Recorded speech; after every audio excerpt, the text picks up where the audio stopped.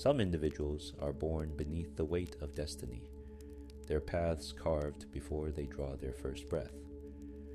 The galaxy remembers these souls not for who they might have been, but for what they became under the crushing pressure of expectation and legacy. Among the most complex figures in the Star Wars galaxy stands Ben Solo, the boy who would become Kylo Ren. His story weaves together bloodlines of both darkness and light, creating a singular individual whose potential stretched toward horizons, both terrifying and magnificent. When we consider the darker corners of Force history, few figures inspire as much contemplation as Kylo Ren. Unlike the calculated Sith Lords who came before him, Ben Solo represented something fundamentally different. He embodied raw, untamed potential caught between opposing forces, a lightning rod for the eternal struggle between light and shadow.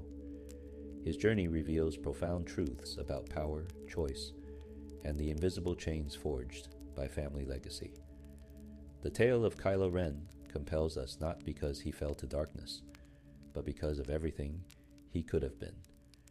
His potential exceeded that of nearly any Force user in modern galactic history. Born from a lineage that included the Chosen One himself, trained by the legendary Luke Skywalker, possessing abilities that manifested from infancy, Ben Solo held within him the capacity to reshape the galaxy according to his will. Yet this same potential became his greatest burden, transforming from gift into curse, from blessing into prison. Throughout this exploration, we'll venture deep into the life of Ben Solo, examining the forces that shaped him, the powers that emerged within him, and the tragic waste of extraordinary potential. His story serves as a meditation on what might have been, had circumstances aligned differently, had manipulation been recognized earlier, had the voices of light spoken louder than the whispers of shadow. The potential of Kylo Ren remains one of the great questions of the modern Star Wars era, a subject worthy of our deepest consideration as we drift toward rest. The Skywalker bloodline, power and curse. To understand Ben Solo's potential, we must first comprehend the extraordinary bloodline from which he descended.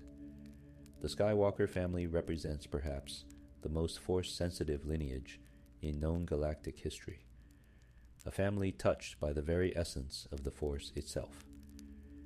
This wasn't merely powerful ancestry, it was a family literally created through the Force's will, destined to bring balance to the galaxy through both triumph and tragedy. The story begins with Anakin Skywalker, the Chosen One prophesied in ancient Jedi texts. Anakin wasn't conceived through normal means, but emerged from the will of the Force itself, perhaps in response to Darth Plagueis and Palpatine's experiments with midi-chlorian manipulation. Shmi Skywalker carried this child without a father, birthing a being of pure Force potential on the desert world of Tatooine. From his earliest years, Anakin demonstrated abilities that defied explanation, his connection to the Force so profound that even Master Qui-Gon Jinn recognized something unprecedented in this young slave boy. Anakin's midi-chlorian count exceeded 20,000 per cell, higher than even Master Yoda, a Jedi who had lived for 900 years perfecting his connection to the Force. This raw potential translated into remarkable abilities. Young Anakin possessed prescient reflexes that allowed him to pod race at speeds fatal to most beings. He could sense events before they occurred, feel the currents of the Force guiding his every movement. When properly focused, his power allowed him to achieve feats that would take other Jedi decades to master. But potential and power are not the same as wisdom or stability. Anakin's incredible abilities came paired with equally intense emotions. His capacity for love, fear, anger, and attachment ran as deep as his Force sensitivity. These emotional extremes eventually led to his transformation into Darth Vader, one of the most powerful dark side practitioners in galactic history. As Vader, Anakin's potential found terrifying expression in ruthless efficiency, overwhelming combat prowess, and an ability to inspire fear that transcended his mere physical presence. Even diminished by his injuries on Mustafar, requiring his iconic life support suit, Vader's power remained formidable.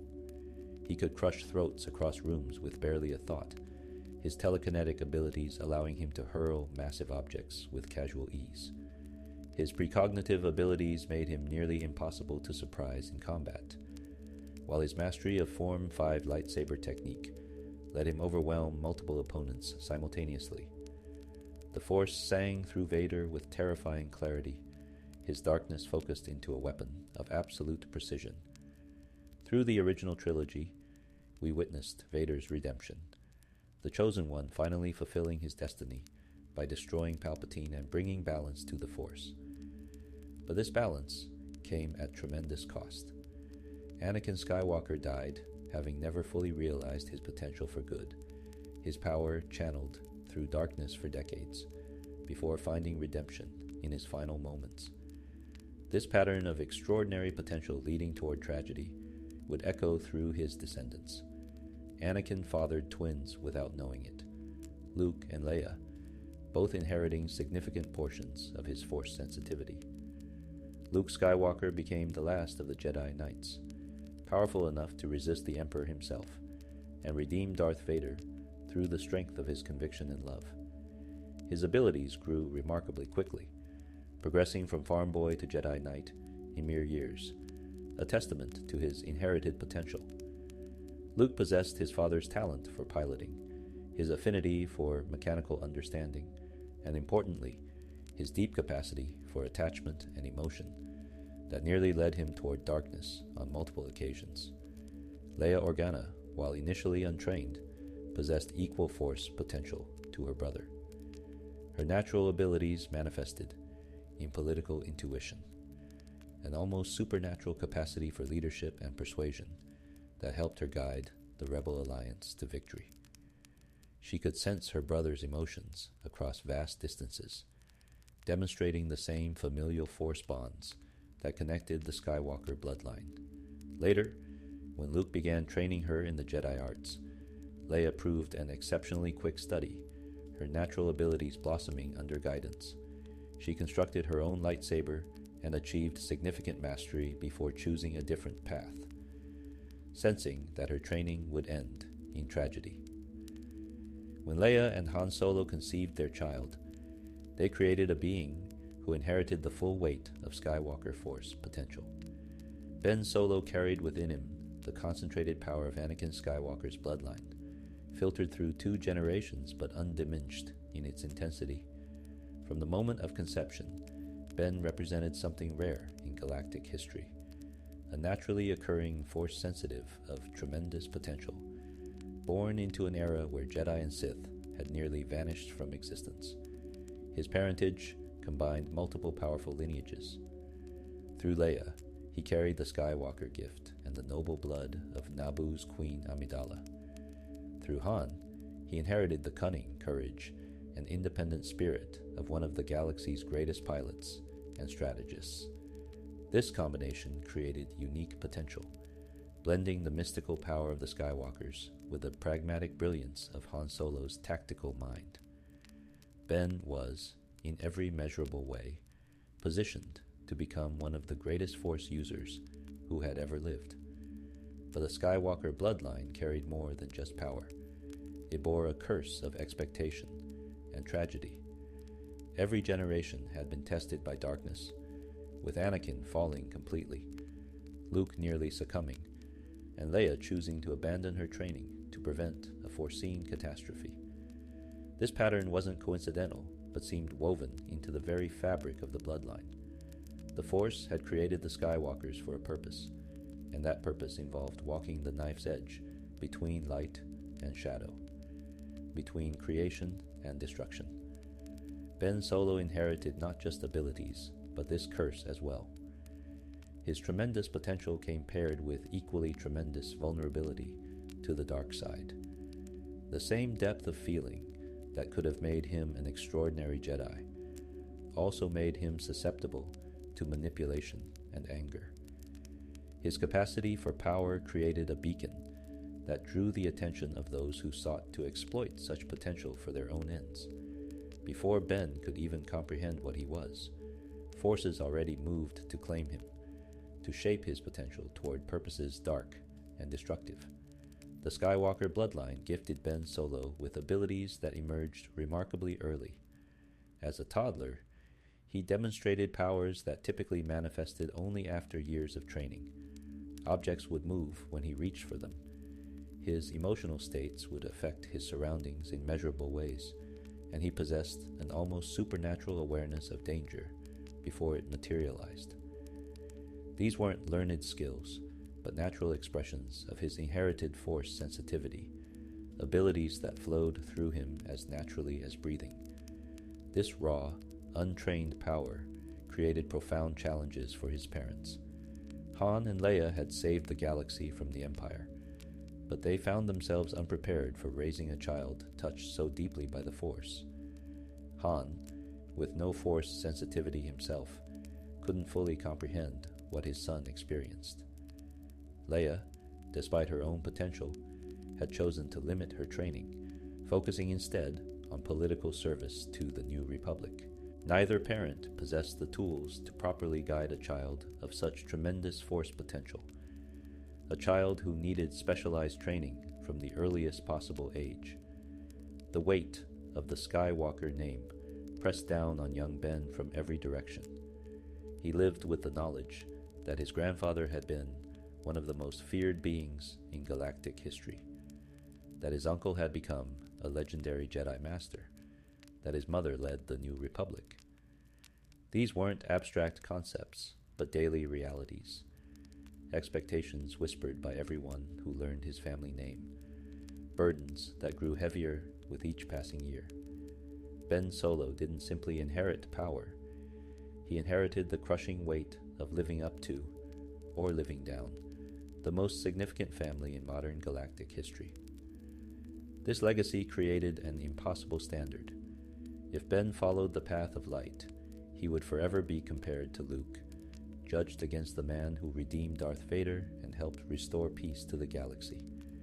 If he struggled with darkness, he would immediately invoke the specter of Anakin's fall, every mistake magnified through the lens of his grandfather's failures. There existed no neutral ground for Ben Solo, no path that allowed him to simply be himself, free from the crushing expectations of bloodline and destiny. The Skywalker bloodline had given Ben Solo everything he needed to become extraordinary. It provided overwhelming Force potential, natural abilities that manifested without training, and a legacy of both light and darkness that could inform his choices. But it also set him on a path toward tragedy, marking him as a target for manipulation and burdening him with expectations no child could possibly bear. His potential was immense, but so too were the forces already gathering to shape that potential, according to their own designs. Childhood in the shadow of greatness. Ben Solo entered the galaxy in 5 ABY, born 1 year and 4 days after the Battle of Endor on Chandrila. His arrival should have been a moment of pure joy, a new life born into an era of peace after decades of war. Instead, his birth occurred during a time of tremendous uncertainty, with the galaxy struggling to rebuild after the Empire's collapse, and his parents thrust into roles neither had anticipated. From his earliest moments, Ben Solo's childhood unfolded in the shadow of galactic politics, family trauma, and forces that sought to claim him before he could even understand what was happening. Han Solo and Leia Organa loved their son profoundly, but both struggled with the demands of parenthood during this tumultuous period. Leia had transitioned from rebellion leader to New Republic senator, her days consumed by political negotiations and the complex work of building a functional government from the ashes of empire. Han, never comfortable with authority or bureaucracy, found himself torn between supporting his wife and maintaining his independence, often taking long trips aboard the Millennium Falcon that separated him from his family for extended periods. This meant that young Ben spent significant portions of his childhood raised by others. Protocol droids and nanny units provided much of his day-to-day care. While his parents loved him deeply, their physical presence in his life remained limited, particularly during his earliest and most formative years. For a child who already sensed the emotional currents around him through his emerging Force sensitivity, this absence created wounds that would never fully heal. Ben didn't just miss his parents. He felt their absence as a rejection. He interpreted their necessary duties as evidence that he wasn't wanted or couldn't be loved. The boy's Force sensitivity manifested almost immediately, creating challenges his parents were unprepared to address. Infants typically interact with their environment through physical means, but Ben could move objects with his mind, his emotional states translating into tangible effects on his surroundings. When he cried, objects would shake. When he laughed with delight, his toys would levitate. These weren't conscious choices, but natural expressions of tremendous force, potential seeking outlet, before Ben possessed the maturity or training to control it. Leia, with her own Force sensitivity, recognized what was happening and felt deep concern about her son's power. She had experienced visions regarding Ben's future, glimpses of darkness that terrified her. Han, lacking Force sensitivity entirely, found his son's abilities both fascinating and deeply unsettling. He couldn't understand what Ben experienced, couldn't relate to the inner world of Force awareness that his son navigated from infancy. This disconnect created distance between father and son, a gap that would widen over the years. The revelation of Ben's lineage haunted his childhood, in ways his parents tried desperately to prevent, but ultimately couldn't control. Han and Leia had deliberately kept the truth about Darth Vader hidden, never telling Ben that his grandfather had been one of the most feared beings in galactic history. They wanted to protect him from that burden, to let him develop his own identity before learning about the darkness woven into his family tree. But in a galaxy connected by holonet and filled with beings who remembered the Empire's reign of terror, such secrets couldn't remain hidden forever. Young Ben grew up hearing whispered stories about Darth Vader, tales of the Dark Lord who had enforced Palpatine's will across thousands of systems. He heard about Vader's ruthlessness, his power, the terror he inspired with his mere presence. But Ben heard these stories without knowing the connection to himself, processing them as historical accounts of a monster rather than family history. This ignorance set the stage for devastating betrayal when the truth inevitably emerged. The secret festered within his family like an infected wound. Every time someone mentioned Darth Vader in Ben's presence, Han and Leia had to maintain the deception, had to act as though this was merely history unconnected to their bloodline. Ben's developing Force sensitivity likely made him aware that his parents were keeping something from him, even if he couldn't identify what. Trust eroded slowly, undermined by necessary deception and the weight of a truth too terrible to share with a child. Beyond family struggles, Ben's childhood was infiltrated by a presence far more sinister than mere absence or withheld truth. From his earliest years, possibly even from the womb, Emperor Palpatine had targeted Ben Solo. The Sith Lord, secretly preserved in a clone body on Exegol, had watched the Skywalker bloodline with patient malevolence. When Leia became pregnant, Palpatine recognized an opportunity to corrupt the next generation of Skywalkers, to accomplish with Ben what he had achieved with Anakin, turning extraordinary potential toward darkness and destruction. Palpatine created Snoke specifically to serve as intermediary, a puppet supreme leader who would interact directly with Ben while concealing the Emperor's involvement. Through Snoke, Palpatine reached across the galaxy with the dark side, establishing a connection to Ben's mind that would persist for decades. This wasn't training or teaching in any conventional sense, but psychological manipulation of the most insidious kind, a campaign of corruption that began when Ben was too young to understand what was happening to him. The voice came to Ben in darkness, during moments of loneliness and pain. It spoke to him with apparent kindness, seeming to understand what he felt in ways his parents couldn't. The voice told Ben he was special, that his power made him different, that others would never truly comprehend what he experienced. These whispers played on every insecurity, every moment of childhood abandonment, every instance where Ben felt isolated by his abilities or separated from his family by circumstance and duty. Palpatine's manipulation operated on multiple levels simultaneously. The voice provided comfort, making itself seem like a friend when Ben felt most alone. It also sowed doubt, suggesting that his parents kept secrets from him because they feared him, that Luke might train him only to limit his power, that the Jedi path would force him to suppress his true potential.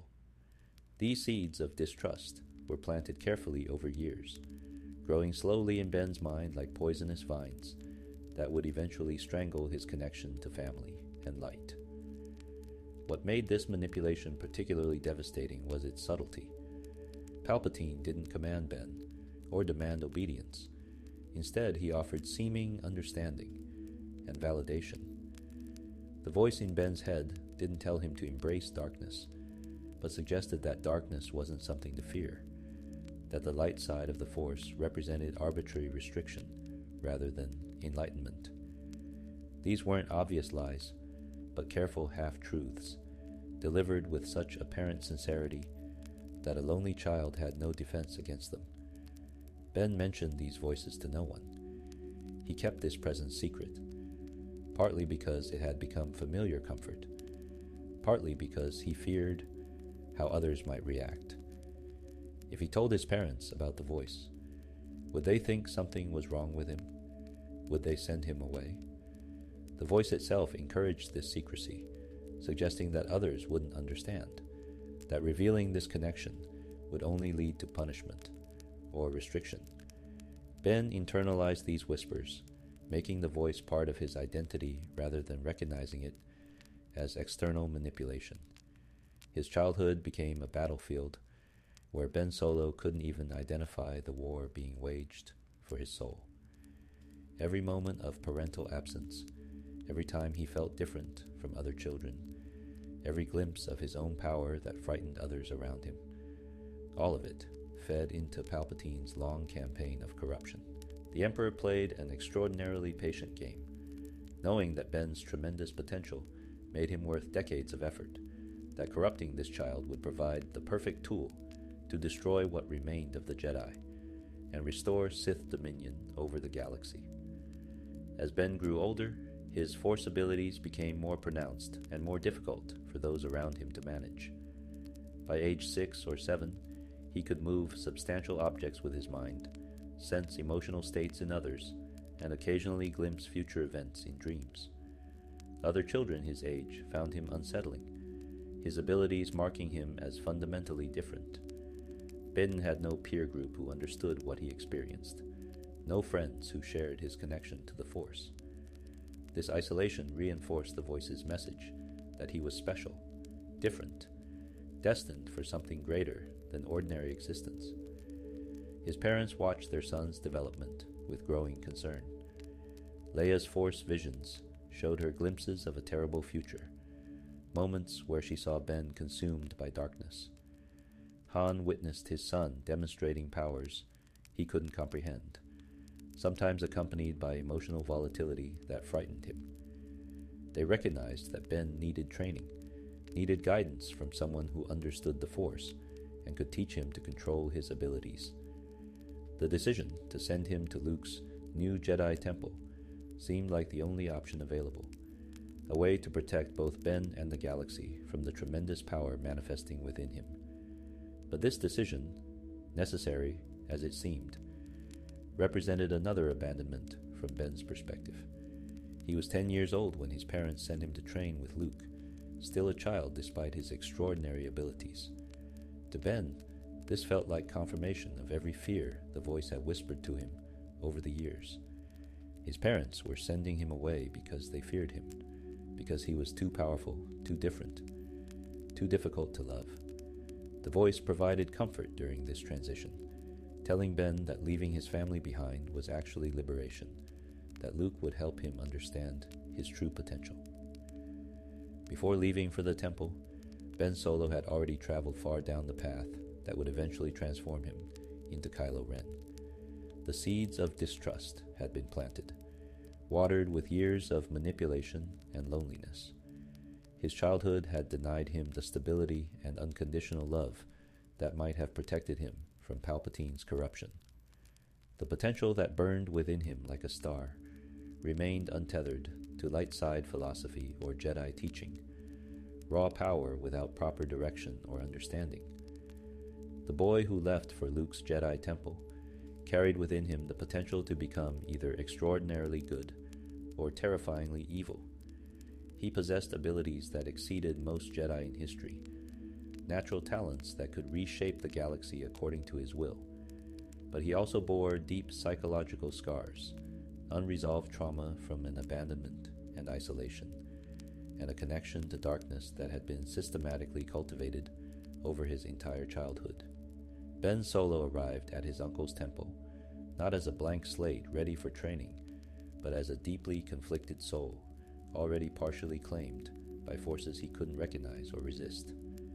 The voice in the darkness, Palpatine's long-game emperor, Palpatine's resurrection and subsequent manipulation of Ben Solo, represents one of the most patient and insidious campaigns of corruption in galactic history. The Dark Lord of the Sith, his body destroyed, but his consciousness preserved through forbidden Sith techniques, existed in a state between life and death within the hidden Sith world of Exegol.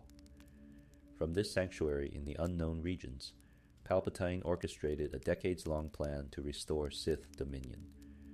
And at the center of this plan stood Ben Solo, the grandson of his former apprentice Darth Vader. Understanding Palpatine's strategy requires examining his history of corrupting Force-sensitive individuals with extraordinary potential. The Emperor hadn't simply turned Anakin Skywalker through brute force or obvious deception, but through systematic psychological manipulation that spanned years. Palpatine had identified Anakin's vulnerabilities, his attachments, his fear of loss, his frustration with Jedi restrictions, and exploited each one with surgical precision. The campaign that corrupted Anakin provided the template for what Palpatine would attempt with Ben, refined through experience and adapted for a new generation. The Emperor's situation following his apparent death at the Battle of Endor demanded patience and careful planning. His clone body on Exegol couldn't leave the planet without rapidly deteriorating, limiting his direct influence over galactic events. The Sith, eternal cultists who served him, worked to construct a new body capable of containing his vast power. But this process required years of preparation. In the meantime, Palpatine needed proxies, tools he could use to extend his will across the galaxy and shape events according to his design. Snoke represented Palpatine's masterwork of creation, an artificial Force-sensitive being grown through Sith alchemy and designed specifically to serve as the Emperor's puppet. Through this intermediary, Palpatine could interact with the galaxy without revealing his survival. Snoke appeared to possess independent will and motivation, creating the illusion of a new dark side master, rising to challenge what remained of the Jedi. In reality, every thought, every decision, every action Snoke took originated from Palpatine's manipulation. The Supreme Leader, nothing more than an extension of the Emperor's consciousness. When Leia Organa's pregnancy became known to Palpatine through his dark side awareness, he recognized an opportunity of tremendous significance. The child she carried would inherit concentrated Skywalker potential, making him a natural candidate for corruption. More importantly, Ben Solo represented the perfect tool for destroying Luke Skywalker's efforts to restore the Jedi Order. If Palpatine could turn this child to darkness, he could eliminate the Jedi threat and gain an immensely powerful apprentice in a single strategy. The Emperor's campaign began remarkably early, possibly even while Ben remained in the womb. Palpatine used techniques similar to those described in Sith texts, reaching through the Force to establish a connection with the developing consciousness of the unborn child.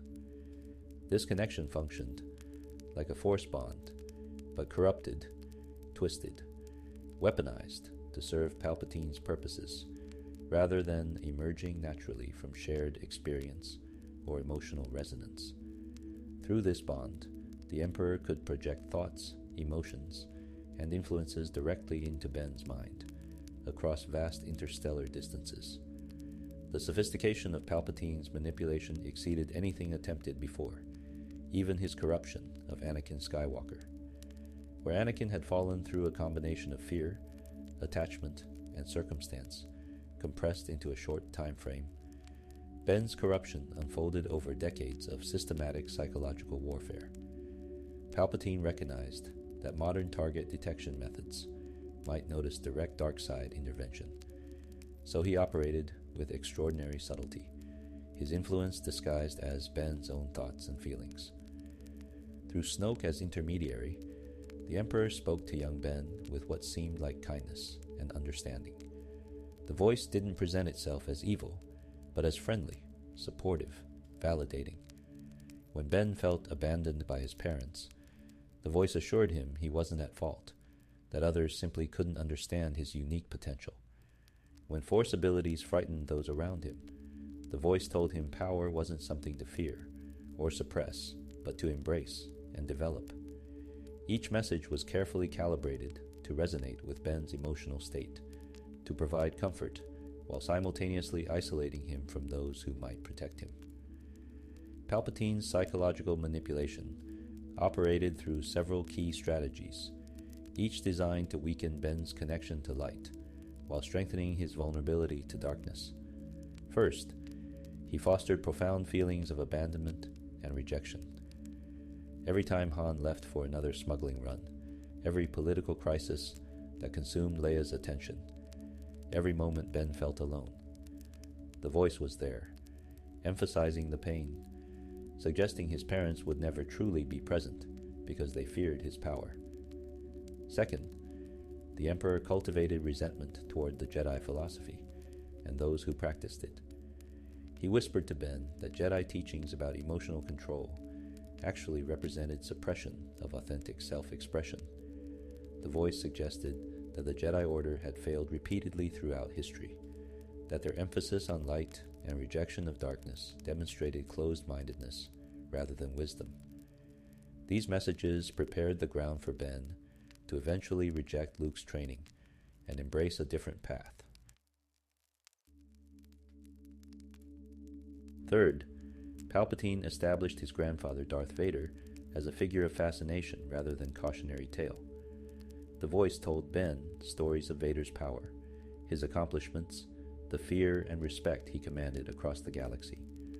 Crucially, Palpatine presented Vader's eventual redemption as weakness rather than strength, a moment when Anakin abandoned his true power to save his son.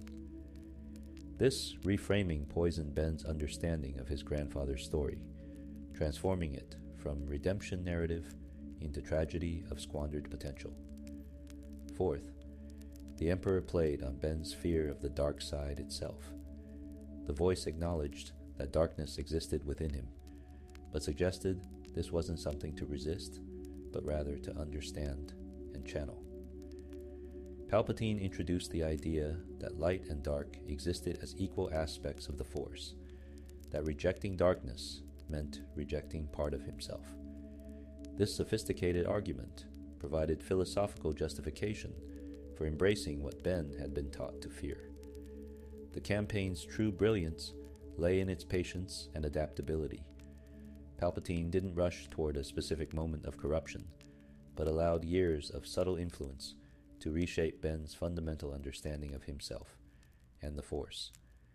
The Emperor recognized that dramatic confrontations often failed because they forced individuals to make conscious choices about their allegiance. Instead, he orchestrated a gradual drift toward darkness so slow that Ben never recognized the transformation occurring within him. Palpatine also demonstrated remarkable awareness of Ben's emotional needs and psychological vulnerabilities. When the boy needed a friend, the voice provided companionship.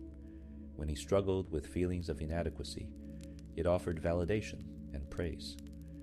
When other children rejected him because of his abilities, the voice reminded him he was special, destined for greatness beyond their comprehension. This created a dependency relationship where Ben unconsciously came to need the presence he couldn't identify, seeking its comfort during moments of stress or uncertainty. The Emperor's manipulation extended beyond mere psychological influence to include strategic revelation of information at calculated moments. When the truth about Darth Vader's identity inevitably emerged, Palpatine ensured Ben heard it in the most devastating way possible, not from his family who loved him, but through public political scandal that humiliated his mother and exposed what he perceived as years of lies. The voice had prepared Ben for this moment, had already suggested his family kept dangerous secrets from him, making the revelation feel like confirmation of every whispered suspicion. Throughout Ben's childhood and adolescence, Palpatine played multiple roles through Snoke's intermediary. Sometimes the voice served as comforting friend, sometimes as stern teacher, sometimes as rebel encouraging Ben to question authority and restriction. This multifaceted approach prevented Ben from categorizing the presence too simply, from recognizing it as external manipulation rather than aspect of his own consciousness.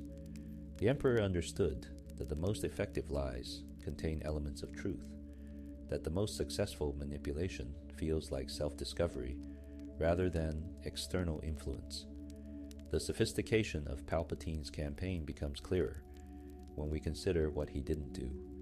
He never commanded Ben to commit obviously evil acts during childhood, never demanded actions that would alert Luke or Leia to external influence.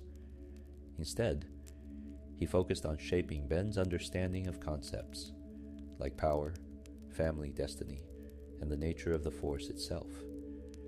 By controlling the framework through which Ben interpreted experience, Palpatine ensured that when critical moments arrived, Ben would make choices aligned with darkness, while believing them to be expressions of authentic self-determination. The Emperor also carefully manipulated Ben's understanding of attachment and love. Jedi teachings warned against attachment as a path to the dark side, and Palpatine used this to his advantage. He suggested that Ben's love for his parents was actually weakness, that their love for him was conditional and dependent on his suppression of true power. This reframing poisoned healthy emotional connections, making Ben see love as restriction rather than strength. When the time came to choose between family and the dark path the voice encouraged, Ben would perceive this as choosing freedom over imprisonment. Perhaps most insidiously, Palpatine ensured that Ben internalized the idea that his fall to darkness was inevitable. The voice repeatedly suggested that someone with Ben's bloodline and power couldn't avoid the dark side, that Vader's corruption lived within him genetically, that darkness was his birthright and destiny. This created a self-fulfilling prophecy, where Ben came to believe he had no choice, that resistance to darkness would ultimately fail, that embracing what the voice whispered represented acceptance of his true nature rather than corruption. The Emperor's long game with Ben Solo demonstrated Sith manipulation at its most refined and dangerous. Unlike direct assaults on the mind or obvious temptation toward evil, Palpatine orchestrated a comprehensive corruption of Ben's entire worldview and self-understanding. By the time Ben arrived at Luke's temple for Jedi training, the work of decades had already fundamentally altered who he was. The boy carried darkness within him that he couldn't recognize as external influence, believing the voice's whispers represented his own thoughts and understanding, rather than corruption systematically planted over his entire childhood. This patient, sophisticated campaign of psychological warfare reveals the true depth of Sith knowledge about the dark side of the Force and human psychology. Palpatine had learned from Plagueis, refined techniques through his manipulation of Anakin, and perfected his methods with Ben.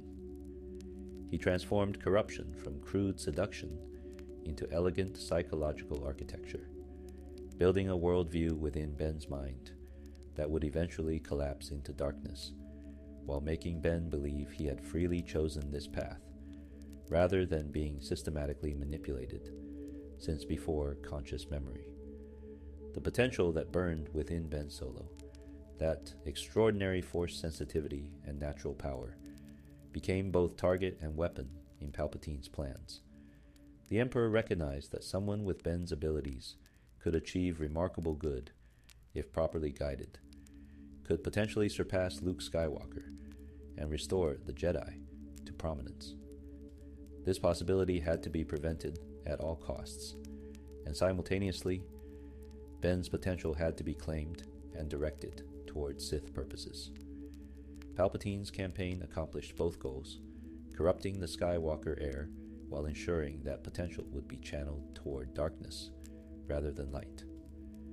The tragedy of Ben Solo's childhood lies in its inevitability once Palpatine's campaign began. No child, however powerful, could withstand decades of systematic manipulation by one of the most accomplished dark side practitioners in galactic history. No amount of parental love could fully compensate for the constant presence of a voice offering comfort and validation, while simultaneously poisoning Ben's understanding of himself and the Force. Palpatine created a trap so sophisticated that by the time those who loved Ben recognized danger, the corruption had already spread too deep to extract, without destroying what remained of the boy they knew. The Emperor's long game with Ben Solo proves that Sith methods evolved beyond crude domination toward something far more terrifying: the transformation of corruption into something indistinguishable from victim's authentic self. Palpatine didn't create a slave or puppet through obvious control, but shaped Ben's development so completely that when darkness finally consumed him, Ben believed he had chosen this freely, embraced what he truly was, rather than succumbing to external force. This represented Sith manipulation perfected, corruption so total that the victim defended his fall as liberation and choice, rather than recognizing the prison walls built around him since infancy. When 10-year-old Ben Solo arrived on Ossus in 15 IBY to begin his training at Luke Skywalker's new Jedi Temple, he entered what should have been a sanctuary for developing his extraordinary abilities. The ancient Jedi world of Ossus carried deep significance in Force history, having once been a center of Jedi learning millennia before the rise of the Empire. Luke had chosen this location specifically for its connection to the ancient order, hoping to draw upon the wisdom embedded in the very stones and soil of this sacred place. The temple itself reflected Luke's philosophy about the new Jedi Order he hoped to build. Rather than the imposing structures of the old temple on Coruscant, Luke created a more modest facility consisting of a central stone building under construction and several wooden huts scattered across the landscape. This architecture emphasized connection to nature and simplicity rather than grandeur. Luke envisioned an order unencumbered by the political entanglements and rigid traditions that had contributed to the old order's downfall. His students would learn balance, would understand both their power and their limitations, would embrace the Force as a living connection rather than merely a tool to be wielded. Ben Solo arrived at the temple as Luke's first official long-term student beyond Grogu, who had departed years earlier. His uncle recognized immediately that Ben possessed extraordinary potential, Force sensitivity that exceeded even Luke's own considerable abilities. During their initial training sessions, Ben demonstrated natural talents that would take other students years to develop. He could move objects with his mind almost effortlessly, his connection to the Force flowing as naturally as breath. His reflexes in lightsaber practice exceeded those of Padawans, who had trained for years longer, his body responding to danger before conscious thought registered the threat. Luke saw in his nephew the possibility of something he had long dreamed of, a Jedi who could surpass him, who could become what the Order needed to thrive in this new era. Ben possessed not just raw power, but intellectual capacity, quickly grasping complex Force concepts that Luke struggled to adequately explain. The boy showed promise in multiple disciplines simultaneously: lightsaber combat, telekinesis, Force sensing, even the early stages of mind influence. For a brief period, Luke allowed himself to hope that Ben would become the foundation of everything he worked to build, a new generation of Jedi Master who could guide the Order long after Luke himself had passed. But challenges emerged almost immediately. Ben brought with him psychological burdens that Luke couldn't fully address, scars from a childhood that had left deep wounds in his psyche. The boy demonstrated alarming emotional volatility, shifting from focused dedication to brooding introspection without apparent cause. During meditations, Luke sensed darkness within his nephew, shadows that seemed to pulse and grow rather than diminish through Jedi teachings and practice. Ben kept secrets, maintained walls within his mind that prevented even Luke from fully understanding what troubled him. Other students arrived at the temple over the following years, and Ben's relationship with them revealed troubling patterns. He formed few genuine friendships, keeping himself apart from peer connections. Some students, like Vo, felt jealous of Ben's natural abilities and the attention Luke devoted to his training. They saw him as privileged, the master's nephew receiving preferential treatment rather than earning his position through merit. Ben sensed this resentment and retreated further into isolation, reinforcing the belief the voice had whispered to him throughout his childhood, that others would always fear and resent his power, that he would never be accepted or understood. A few students attempted to breach Ben's emotional walls. Tai, a fellow Padawan, tried to befriend him and drew Ben into genuine conversations during their time together. These moments of connection demonstrated what Ben might have become in different circumstances: a thoughtful young man capable of deep friendship and loyalty, someone who longed for understanding despite his defensive isolation. But these connections remained fragile and incomplete, unable to compete with the voice that continued whispering to Ben through the Force, the presence that had been with him since infancy, and knew exactly which words would resonate with his deepest insecurities. Luke's training philosophy emphasized understanding the Force as a living entity, to be respected rather than dominated. He taught his students about balance, about recognizing darkness within themselves, without succumbing to it. These lessons resonated with Jedi wisdom passed down through generations, but they often clashed with what the voice had been teaching Ben throughout his life. When Luke explained that true strength came from control and wisdom rather than raw power, the voice whispered that this represented limitation, that the Jedi Order had always restricted truly gifted students out of fear. The boy's lightsaber training progressed with remarkable speed. Ben had constructed his own lightsaber according to Jedi tradition, forging a blue-bladed weapon that hummed with kyber crystal resonance. His natural coordination and Force-enhanced reflexes made him formidable, even against more experienced students. Luke recognized shades of Anakin Skywalker in Ben's combat style: aggressive, powerful, occasionally reckless in ways that demonstrated both tremendous potential and concerning tendencies toward emotional combat. The boy fought beautifully when centered, but demonstrated dangerous loss of control when anger entered his technique. During one training mission to the planet Elphrona, Ben's life trajectory began shifting toward the crisis that would ultimately transform him. Luke, Ben, and the explorer Lor San Tekka had traveled to an ancient Jedi outpost to recover artifacts when they encountered the Knights of Ren. This dark side group, led by the warrior who called himself Ren, sought to loot the outpost's treasures for their own purposes. The confrontation that followed lasted mere moments. Luke easily defeated the knights with his superior training and power, but these moments altered Ben's path forever. During the brief conflict, Ren sensed tremendous dark side potential within Ben. He recognized in this young Padawan someone touched by shadows despite his Jedi training. Before departing, Ren spoke directly to Ben, acknowledging the darkness he perceived and extending an invitation.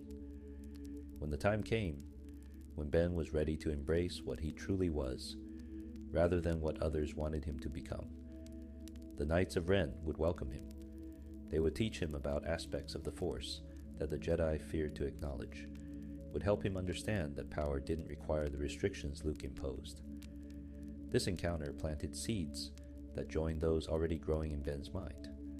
The voice within had long suggested that Jedi teachings represented arbitrary limitation, and now external validation had arrived from warriors who wielded the Force differently. Ren and his knights demonstrated that power could exist outside Jedi philosophy, that darkness didn't automatically equate to evil, but simply represented another aspect of Force expression. These concepts resonated dangerously with everything Palpatine had whispered to Ben throughout his life. As years passed and Ben progressed through his training, the darkness within him grew more pronounced, rather than diminishing through Jedi discipline. Luke sensed this growing shadow and felt increasingly concerned, but he struggled with how to address what he perceived.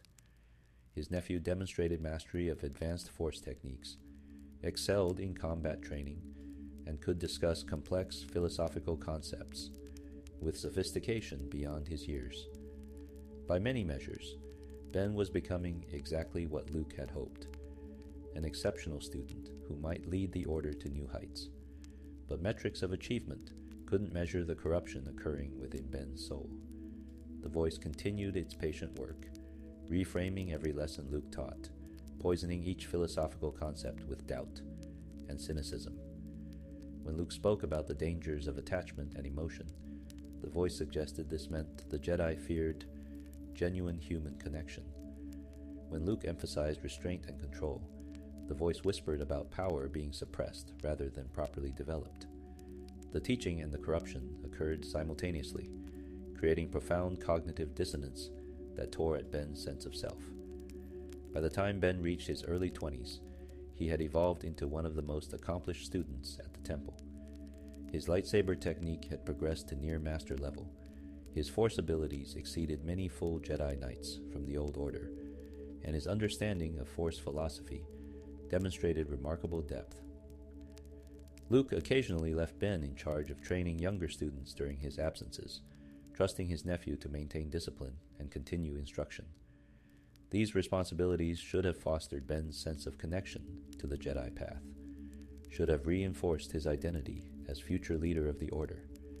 Instead, these years of training created a young man profoundly divided against himself. Part of Ben truly wanted to embrace the Jedi path, wanted to make his uncle proud and live up to the Skywalker legacy of light rather than darkness. He felt genuine connection to some of his fellow students, experienced moments of peace and clarity during meditation, and demonstrated compassion in his interactions with those younger or less skilled than himself. This Ben Solo possessed the potential to become an extraordinary force for good in the galaxy. But another part of Ben, the part that had been systematically corrupted since childhood, rejected everything the Jedi represented. This aspect of his consciousness viewed Luke's teachings as chains, saw his fellow students as competitors rather than companions, and increasingly fantasized about power unrestrained by Jedi restrictions. The voice encouraged this division, suggesting that Ben's internal conflict demonstrated the Jedi Order's failure to accommodate his unique nature. According to the Whispers, Ben would never find peace as a Jedi because his destiny lay on a different path entirely. The revelation that shattered whatever fragile stability Ben had maintained came in 28 ABY during a political crisis in the New Republic Senate. Leia Organa, running for Chancellor, had her heritage weaponized by political opponents who released Bail Organa's old message, confirming that she and Luke were the children of Darth Vader.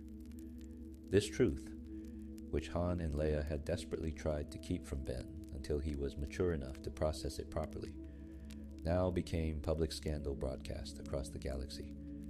Ben learned he was Darth Vader's grandson, not through careful family conversation, but through political gossip and media coverage. The revelation devastated him on multiple levels simultaneously. First came the shock of his lineage itself. He carried within him the genetic legacy of one of the most feared beings in galactic history, a monster responsible for countless atrocities. Second came the betrayal of his family's deception. His parents and uncle had lied to him his entire life, keeping this crucial truth hidden. Third came confirmation of everything the voice had been whispering since his childhood, that his family feared him because of Vader's darkness living within him, that they had never truly trusted or accepted him. The voice, which we now know was Palpatine speaking through Snoke, had prepared the ground for this revelation meticulously over decades. When the truth about Vader emerged, Ben didn't hear it with the emotional support and context that might have allowed him to process it healthily. Instead, he heard it through the filter of years of manipulation, every word confirming the suspicions the voice had carefully cultivated. His parents had lied because they feared what he might become. Luke had never told him because he saw Vader's darkness in his nephew. The galaxy would always judge him through the lens of his grandfather's crimes. This moment represented the final phase of Palpatine's preparation, the culmination of decades of psychological warfare.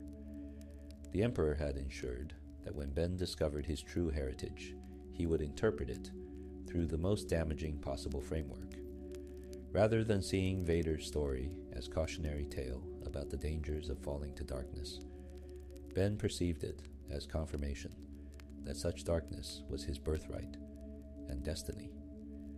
Rather than understanding Vader's redemption as proof that light could overcome shadow, Ben viewed it as weakness, a moment when Anakin abandoned true power. Following the revelation, Ben's training at the temple became increasingly troubled. His emotional state grew more volatile, his connection to darkness more apparent. Luke sensed with growing alarm that something fundamental had shifted in his nephew, that whatever internal conflict had previously been contained now threatened to break through completely. The boy's power continued growing, but rather than maturing into Jedi wisdom, that power seemed increasingly tainted by shadow. Luke faced an impossible situation. His nephew, his student, his sister's child, carried within him both extraordinary potential for good and growing darkness that threatened everyone around him. The Jedi Master found himself torn between hope and fear, love and duty, belief in redemption, and awareness of terrible danger. Every interaction with Ben became weighted with significance. Each training session, a careful navigation of philosophical concepts and emotional landmines. Luke wanted desperately to save his nephew from the path he sensed approaching, but found himself uncertain how to reach through Ben's walls to address the corruption growing within. The boy's fellow students sensed the change as well. Vo's jealousy transformed into genuine fear as she watched Ben's power grow alongside his emotional instability. Tai maintained his friendship, but noticed concerning patterns in Ben's behavior and statements. Hennix observed how Ben sometimes seemed to be listening to something others couldn't hear, carrying on internal conversations that left him distracted and troubled. The temple community recognized collectively that something was deeply wrong, but none possessed the knowledge or wisdom to identify the true nature of the threat. Ben Solo stood at a precipice during these final years at the temple. His training had provided him with skills and knowledge that made him extraordinarily dangerous, abilities that exceeded most Force users in galactic history. His natural gifts had been honed through dedicated practice into refined instruments of power. His understanding of Force philosophy gave him conceptual frameworks for manipulating the cosmic energy that bound all living things. Everything necessary to become an exceptional Jedi Master existed within him, all the pieces aligned for ascension to greatness. But darkness had twined around every aspect of his development, poisoning each achievement and corrupting each advancement. The voice that had whispered to him since childhood now spoke with clearer authority, no longer concealing its suggestions, but presenting them as obvious truth. The Knights of Ren's invitation waited like an alternative path, a door leading away from Jedi restrictions toward something Ben increasingly believed represented his authentic self. His grandfather's legacy loomed not as warning, but as destiny, darkness calling to darkness across the generations. The potential within Ben Solo remained vast, but increasingly directed toward shadow rather than light. Every skill Luke had taught him could serve darkness as easily as illumination. Every Force technique mastered under Jedi discipline could be twisted toward destructive purpose. The lightsaber that had been consecrated to protection could become instrument of terror. The mental disciplines meant to cultivate wisdom could instead refine cruelty and manipulation. Potential itself carries no inherent morality. It simply represents capacity waiting to be filled with purpose and direction. In these final days, before everything changed, two paths remained possible for Ben Solo.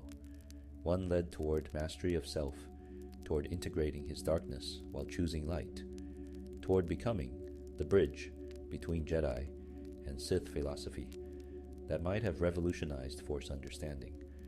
The other led toward rejection of light, toward embracing darkness as liberation, toward transformation into something that would shake the galaxy to its foundation.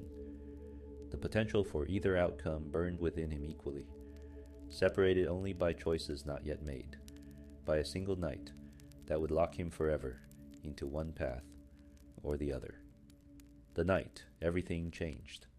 The night that transformed Ben Solo into Kylo Ren began with Luke Skywalker walking through darkness toward his nephew's hut. The Jedi Master moved with troubled purpose, his mind heavy with concern that had been building for months. Visions had troubled Luke's meditations lately, glimpses of a terrible future connected somehow to Ben. These weren't vague premonitions, but specific images of destruction, of death, of everything Luke had worked to build, reduced to ash and ruin. The Force itself seemed to be warning him, crying out about danger that emanated from someone close to him, someone he loved and trusted. Luke had tried to dismiss these visions, to attribute them to anxiety or projection, rather than genuine precognition, but the images persisted and intensified, until finally he decided he needed to understand their source. Using techniques he had learned from ancient Jedi texts, Luke planned to gently probe his nephew's sleeping mind, to glimpse the future paths that led from Ben's present state. This wasn't aggressive invasion, but careful examination, motivated by love and concern rather than suspicion or fear. Inside his wooden hut, Ben Solo slept restlessly, his dreams troubled by the conflicts that tore at his consciousness. In his unconscious state, without the walls he normally maintained, the true extent of darkness within him became visible to Force examination. Palpatine's decades of manipulation had created complex architecture within Ben's mind, structures of thought and belief that channeled him inevitably toward shadow. The voice that had comforted him through childhood had become foundational to his understanding of self, indistinguishable from his authentic identity. Luke entered the hut silently, his presence shielded through the Force so as not to wake his sleeping nephew. He stood beside Ben's bed and reached out with the Force, connecting to the young man's unconscious mind to glimpse what the future held. What Luke saw in that moment exceeded his worst nightmares. He witnessed visions of Ben, consumed entirely by darkness, transformed into an instrument of tremendous destruction. He saw the temple burning, his students dead, everything he had worked to build destroyed by the very person he had tried to save. He saw galactic conflict spreading from this point, death measured in billions, as dark forces rose to consume what little peace the galaxy had achieved. More terrifying still, Luke sensed the depth of corruption already present in Ben's mind. This wasn't merely a young man struggling with dark impulses, but someone already partially claimed by shadow. His thoughts infiltrated by an ancient evil Luke recognized from his confrontations with the Emperor himself. Palpatine's fingerprints covered everything Luke sensed within his nephew's consciousness. The dead Sith Lord's corruption, woven so deeply into Ben's identity that extracting it might destroy what remained of the boy Luke loved. In that moment of terrible revelation, faced with visions of catastrophic future and awareness of present corruption, Luke Skywalker made a choice he would regret for the rest of his life. His hand moved to his lightsaber without conscious decision, pure instinct responding to the tremendous danger he sensed. The weapon ignited with its characteristic snap hiss, green blade casting sudden illumination through the dark hut.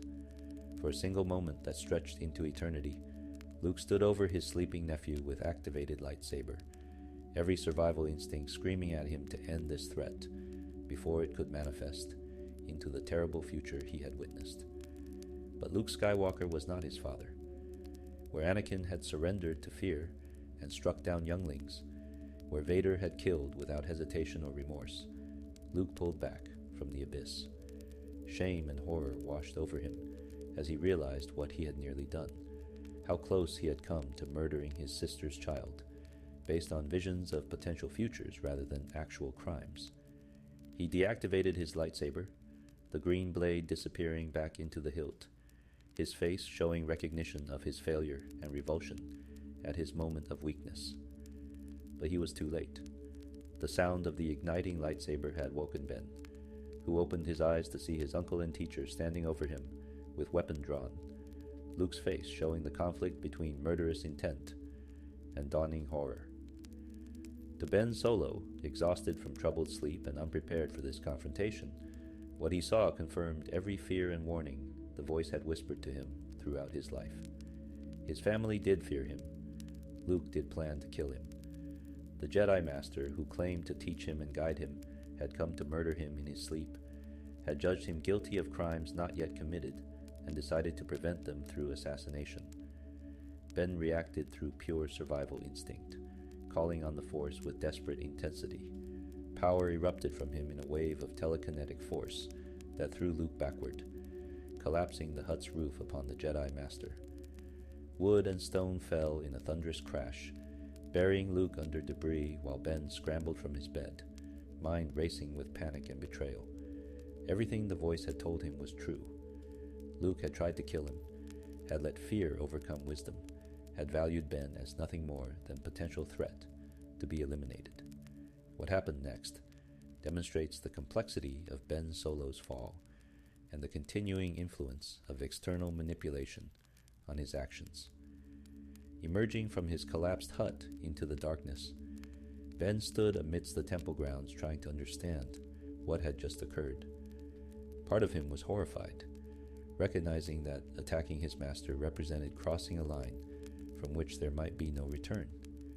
Part of him felt grief, processing the betrayal of someone he had loved and trusted, despite all his conflicts and doubts.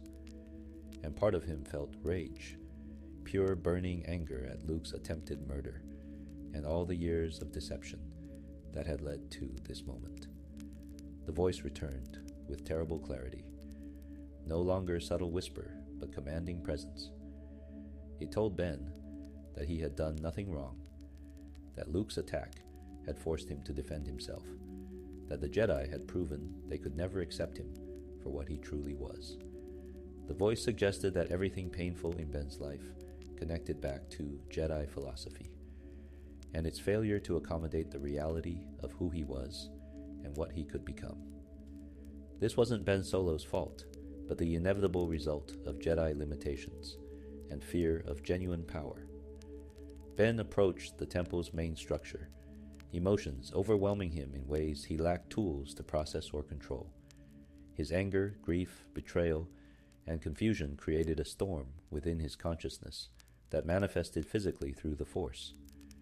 Dark clouds gathered overhead despite the previously clear night, responding to Ben's emotional chaos. Lightning began crackling through these clouds, drawn by the dark side energy radiating from the young man who stood at the center of this growing tempest.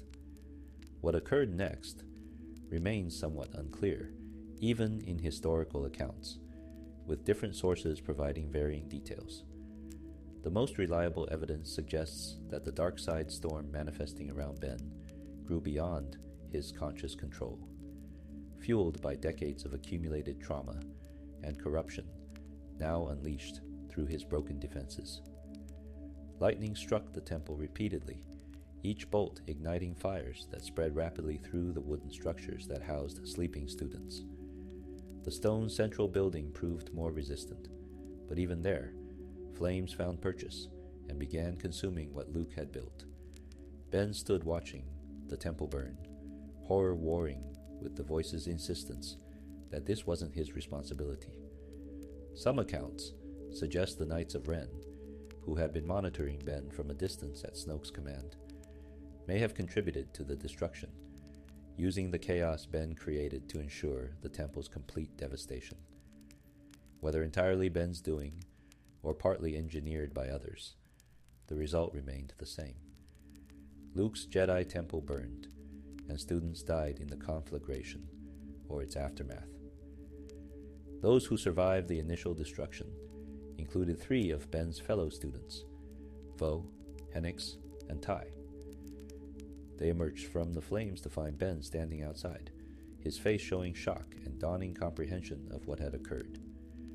When they demanded to know what happened, Ben told them Luke had tried to kill him, that he had defended himself, that the temple's destruction was ultimately Luke's responsibility for attacking his student.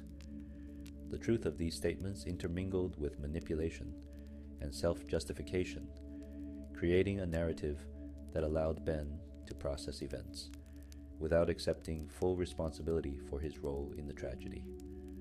The surviving students didn't accept Ben's explanation. Vo immediately accused him of murdering their master and destroying the temple. Her fear and jealousy of Ben transformed into certain conviction of his guilt.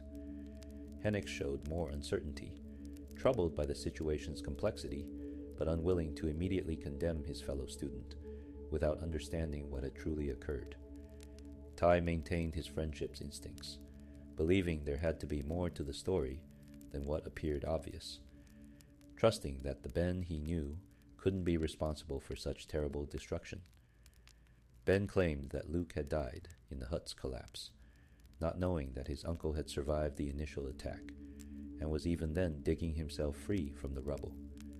The voice urged Ben to leave immediately, to escape before others arrived, and twisted the narrative further against him. Snoke offered explicit destination, the Amaxine station in wild space, where Ben would find answers, would meet someone who could explain what he truly was, and provide the training he needed to understand and control his power. Fleeing the burning temple, Ben Solo stole a ship and departed Ossus with 3 former classmates, in pursuit aboard their own vessel, the Verity. His departure represented not just physical escape, but psychological severing from his identity as Jedi student and member of the Skywalker family. Everything connecting him to light had been shattered in that terrible night. The temple lay in ruins. His master had seemingly tried to murder him, and his fellow students hunted him as criminal. The voice offered the only clear path forward: embrace what he was, rather than fighting against it. Seek out those who would accept and develop his power, rather than fear and restrict it. Becoming Kylo Ren, the Knights and the Mask. Ben Solo's journey from fleeing student to dark side warrior occurred remarkably quickly following the temple's destruction.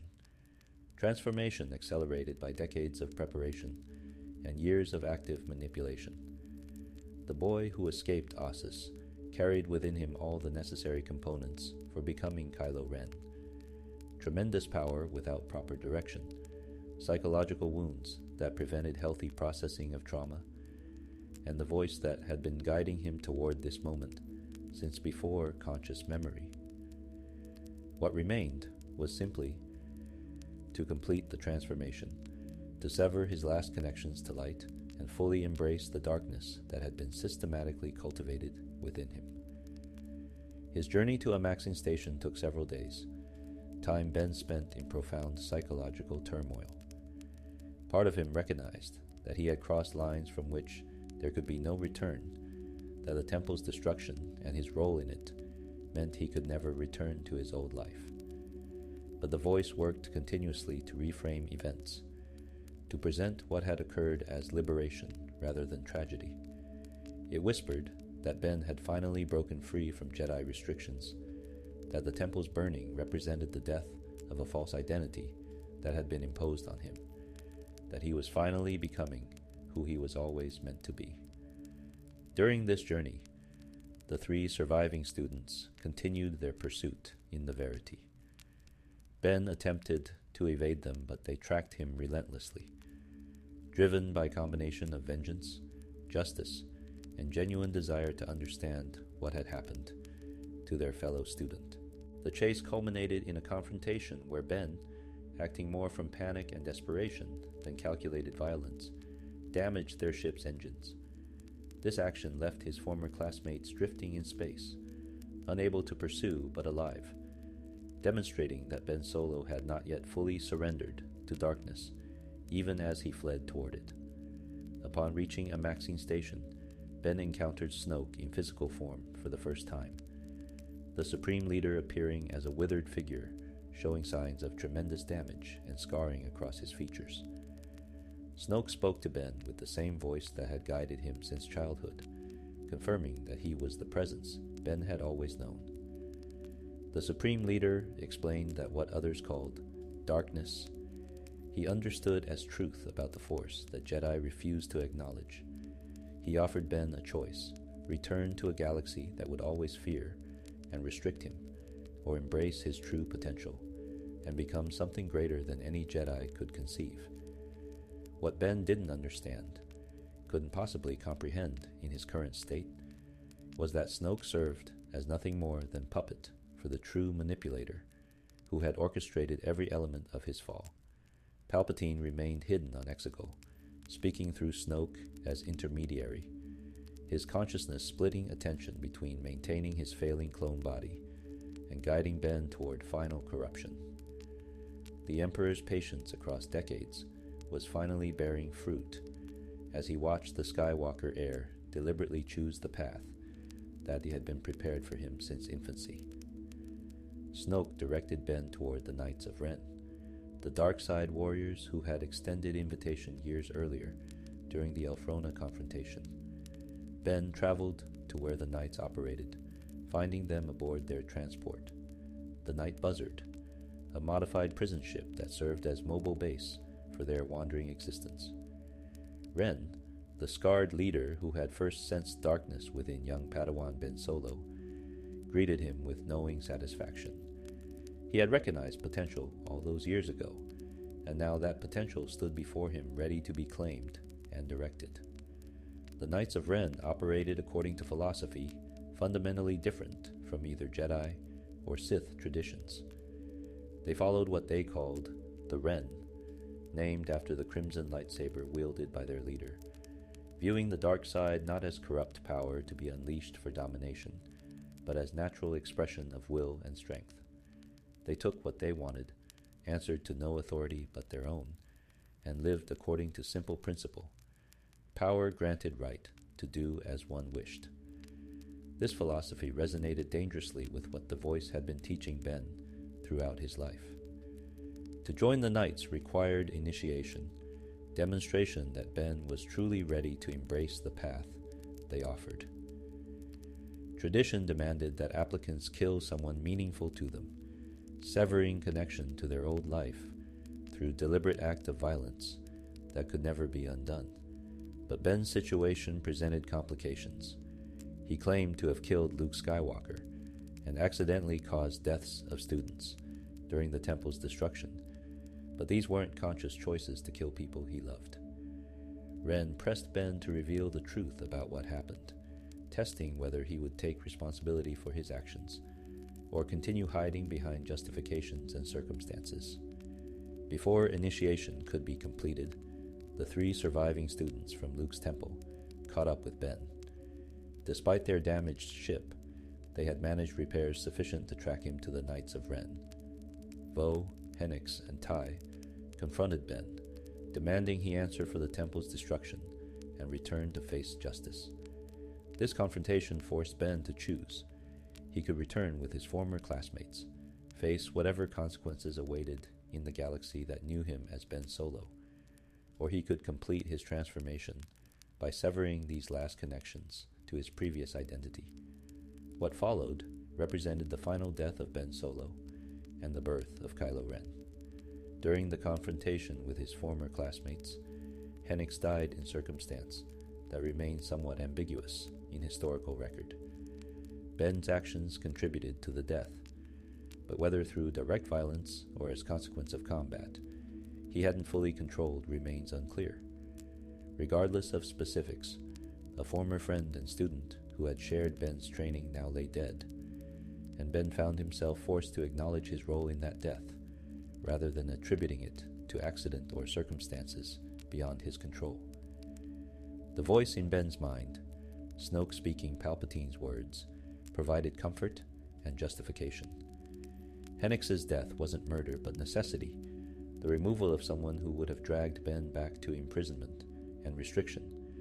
The Jedi had forced this choice by refusing to accept what Ben truly was. Every death, every tragedy connecting to Ben's path, ultimately traced back to Jedi limitations, rather than his own choices. This narrative allowed Ben to process immense guilt without accepting full responsibility, to acknowledge terrible actions while maintaining self-image as victim rather than perpetrator. Ben challenged Ren to single combat for leadership of the Knights. The initiation ritual transformed into trial by combat, where only one would survive. The duel occurred while Ben's former classmates watched, bearing witness to final transformation of person they had known into something alien and terrible. Ben Solo had been trained by Luke Skywalker in one of history's greatest living Jedi Masters. His natural abilities exceeded Ren's considerably, and the combat skill Luke had refined through years of dedicated practice made the outcome almost inevitable. Ren fought with savage intensity, but couldn't match Ben's combination of power and technique. The lightsaber duel demonstrated just how formidable Ben had become through his Jedi training. Every movement precise yet powerful, defensive transitions flowing seamlessly into devastating attacks, the Force singing through him in ways that amplified natural gifts into something approaching art. When Ben's blade finally cut through Ren's defenses, ending the warrior's life, he didn't just win combat, but claimed leadership of the Knights and the name that came with that position. Standing over Ren's corpse, having just killed the man who had offered him alternative path to the one Jedi provided, Ben Solo consciously chose to become Kylo Ren. He took the name of the man he had defeated, claiming it as his own identity moving forward. This represented more than simple pseudonym, but deliberate rejection of everything represented by the name Ben Solo. He wasn't Han and Leia's son anymore, wasn't Luke's student, wasn't carrying forward Skywalker legacy of light. He was Kylo Ren, master of the Knights, dark side warrior who would forge his own path according to his own will. The Knights of Ren, by their tradition, now followed Kylo Ren as their leader. His victory in ritual combat proved his strength and earned their loyalty according to their philosophy. Kylo gained not just a name, but companions who shared his rejection of Jedi restrictions, warriors who wielded the Force according to different principles than those Luke had taught. These weren't apprentices or equals, but followers who accepted Kylo's authority and would serve him as he continued down the path that had been prepared for him across decades of manipulation. Kylo Ren's final act of transformation involved his lightsaber, the weapon he had constructed as Ben Solo during his Jedi training. That saber had been built following traditional Jedi methods, Its kyber crystal bonded to him through meditation and attunement to light side of the Force. Now that crystal represented a connection to his past that needed to be severed, transformed into something matching what Kylo was becoming, rather than what Ben Solo had been.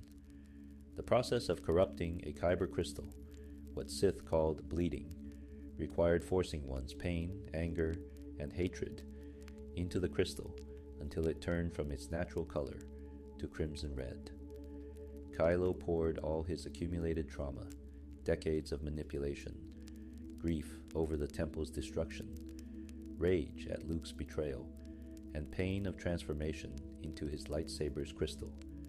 The process was agonizing, the crystal initially resisting the corruption before finally succumbing to the overwhelming darkness Kylo forced through it. But something went wrong during the bleeding process. Or perhaps the crystal's final resistance created lasting damage. The kyber crystal cracked under the strain, its structural integrity compromised by the violence done to its very nature. This damage created serious problem. A fractured kyber crystal could cause the entire lightsaber to explode when activated, killing the wielder in bursts of uncontrolled plasma and crystal shrapnel. Kylo needed solution to contain the damaged crystal's power, while still being able to use it as weapon. His response demonstrated both technical skill inherited from his father and grandfather, and symbolic rejection of everything his Jedi training represented.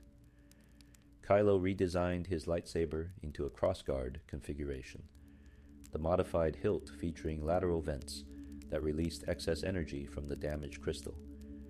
These vents produced secondary blades perpendicular to the main blade, creating the distinctive crossguard appearance that would become Kylo Ren's signature weapon.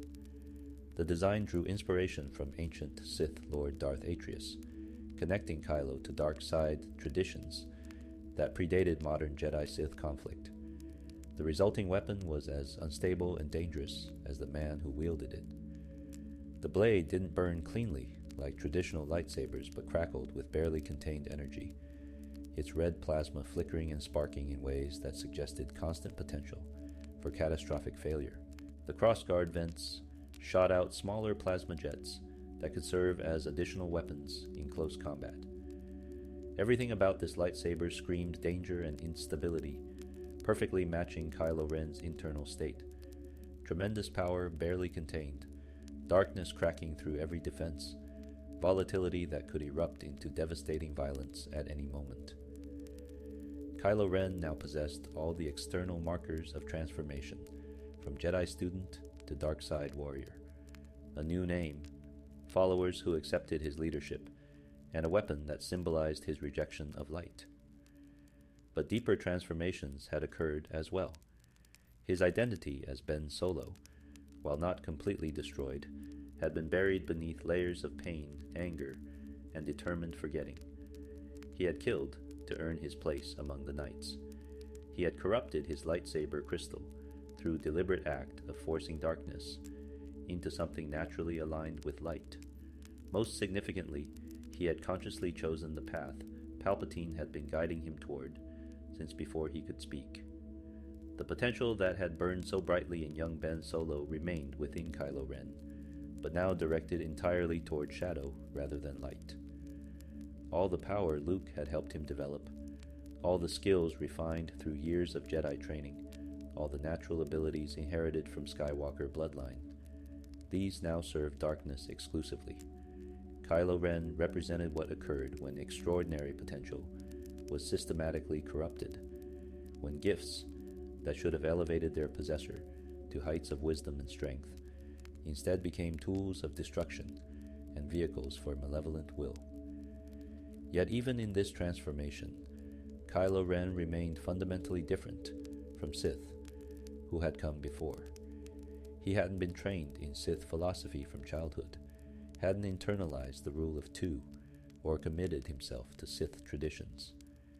His darkness emerged from trauma and manipulation, rather than philosophical conviction, from wounds poorly processed rather than calculated pursuit of power.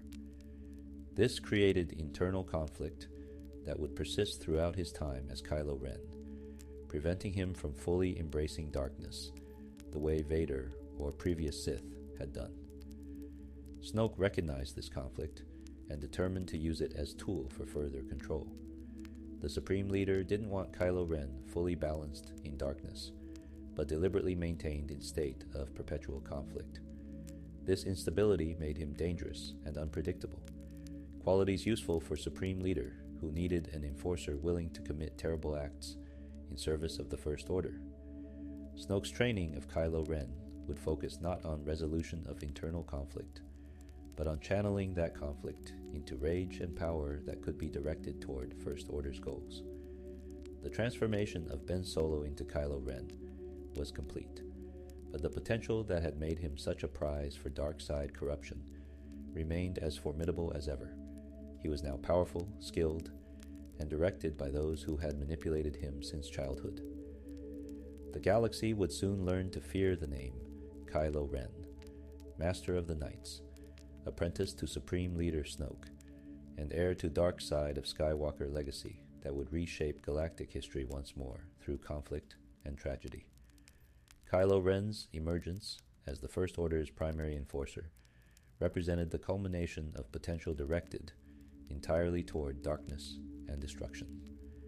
The young man who had once been Ben Solo now served as instrument of the First Order's will, his extraordinary abilities honed to razor edge through Snoke's brutal training, and deployed without the restraint or mercy that Jedi philosophy might have imposed. For the first time in his life, Kylo could exercise his power without restriction, and the galaxy would tremble before what he had become. Snoke's approach to training Kylo Ren differed fundamentally from Luke Skywalker's patient teaching methods, where Luke had emphasized control, wisdom, and connection to living force. Snoke focused on channeling raw emotion into devastating power. The Supreme Leader subjected Kylo to trials designed to break down what remained of his identity as Ben Solo, replacing hesitation with certainty, compassion with cruelty, and conflict with commitment to darkness. These weren't lessons about Force philosophy, but exercises in psychological destruction and reconstruction.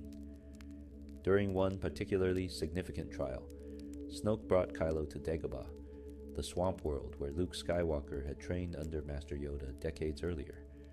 There existed a cave strong with the dark side, a place where Jedi confronted manifestations of their inner demons. Luke had faced a vision of Darth Vader in this cave, only to discover his own face behind the mask, foreshadowing his father's true identity and his own potential for darkness. Now, Snoke forced Kylo into this same cave to confront what remained of Ben Solo's identity and connections to light. Within the cave's oppressive darkness, Kylo experienced visions of his parents and Luke, manifestations created by the Force from his own conflicted consciousness. These phantom images pleaded with him to return, to abandon the path of darkness and come home to those who loved him. The vision. Luke begged Kylo to remember who he truly was, to honor the boy who had shown such promise during early Jedi training. The Vision parents reached out with expressions of unconditional love, assuring Kylo that no action was unforgivable, that redemption remained possible if he would only choose it. Kylo attacked these visions with his crackling crossguard lightsaber, cutting through the manifestations of Luke and his father with savage fury. But when he turned toward the vision of his mother, something within him faltered. Leia had always understood him, in ways Han never quite could, her own Force sensitivity creating connection that transcended normal parent-child bonding. The vision. Leia didn't plead or beg, but simply looked at Kylo with infinite sadness and continuing love, her expression communicating that she would never abandon him regardless of what he had done or become. Kylo couldn't strike down this vision, couldn't bring himself to destroy even this phantom representation of his mother. Snoke, observing from outside the cave, recognized this weakness and filed it away for future exploitation. The Supreme Leader understood that Kylo's conflict, particularly regarding his mother, could be used as tool for control. By maintaining certain emotional connections while severing others, Snoke could ensure Kylo remained dangerously unstable, but still useful to First Order purposes. The training continued with increasing brutality as Snoke worked to transform Kylo's internal conflict into weapon rather than weakness. He taught Kylo advanced Force techniques that the Jedi Order had forbidden or lost over centuries of tradition. Mind Probe, the ability to forcibly extract information from unwilling subjects, became one of Kylo's signature skills. Unlike traditional Jedi mind tricks that relied on subtle suggestion, Mind Probe involved direct assault on victims' consciousness, ripping through mental defenses to access memories and thoughts without consent or regard for psychological damage caused. Kylo's natural power made him a formidable practitioner of this technique. He could invade the minds of individuals with strong wills, forcing his way through barriers that would stop lesser Force users. The Resistance pilot Poe Dameron experienced this firsthand when Kylo extracted information about the map to Luke Skywalker directly from his mind, the process causing tremendous pain but achieving results where traditional interrogation would have failed. This ability made Kylo valuable as intelligence gatherer and interrogator, someone who could acquire information regardless of subjects' resistance or training.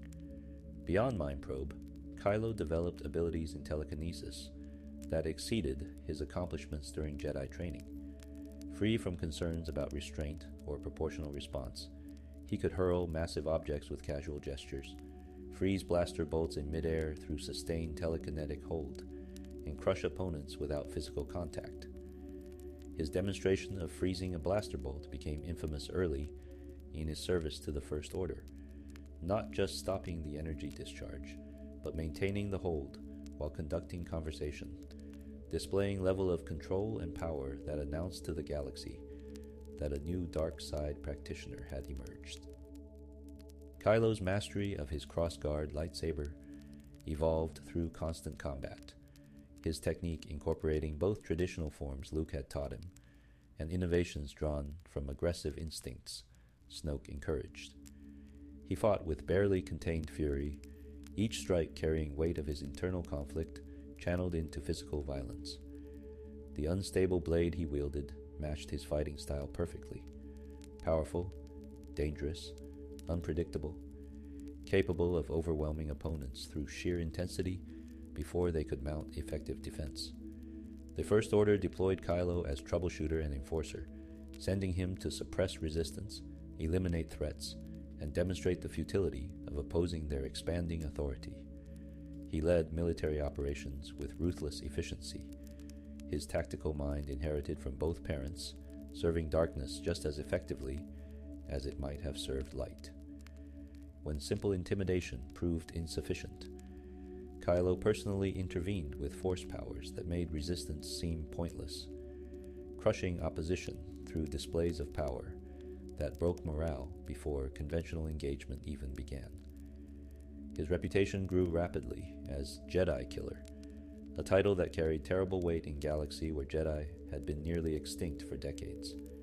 While Kylo hadn't actually killed trained Jedi Knights, his destruction of Luke's temple involved students still in training. The title accurately reflected what he represented: the end of Jedi resurgence before it could truly begin. Luke Skywalker had tried to restore the Order, and Kylo Ren had destroyed that dream, killing or scattering Luke's students and driving the last Jedi Master into self-imposed exile. Throughout his service to the First Order, Kylo's potential manifested in increasingly destructive ways. Every skill Luke had helped him develop, every lesson about force sensitivity and control, every technique refined through dedicated practice, all of it served darkness now. The boy who might have become one of the greatest Jedi in history instead became the nightmare that haunted what remained of Jedi legacy. His power was undeniable, his dedication to First Order cause seemingly absolute, and his willingness to commit terrible acts without hesitation made him invaluable to Snoke's plans. But beneath the mask and the violence, the conflict Snoke deliberately maintained continued to tear at Kylo Ren. He wore the mask constantly in public, hiding his face from those he commanded and served alongside. The helmet, modeled after Darth Vader's life support system, but serving no functional purpose for Kylo, represented another barrier between his present identity and the person he had been as Ben Solo.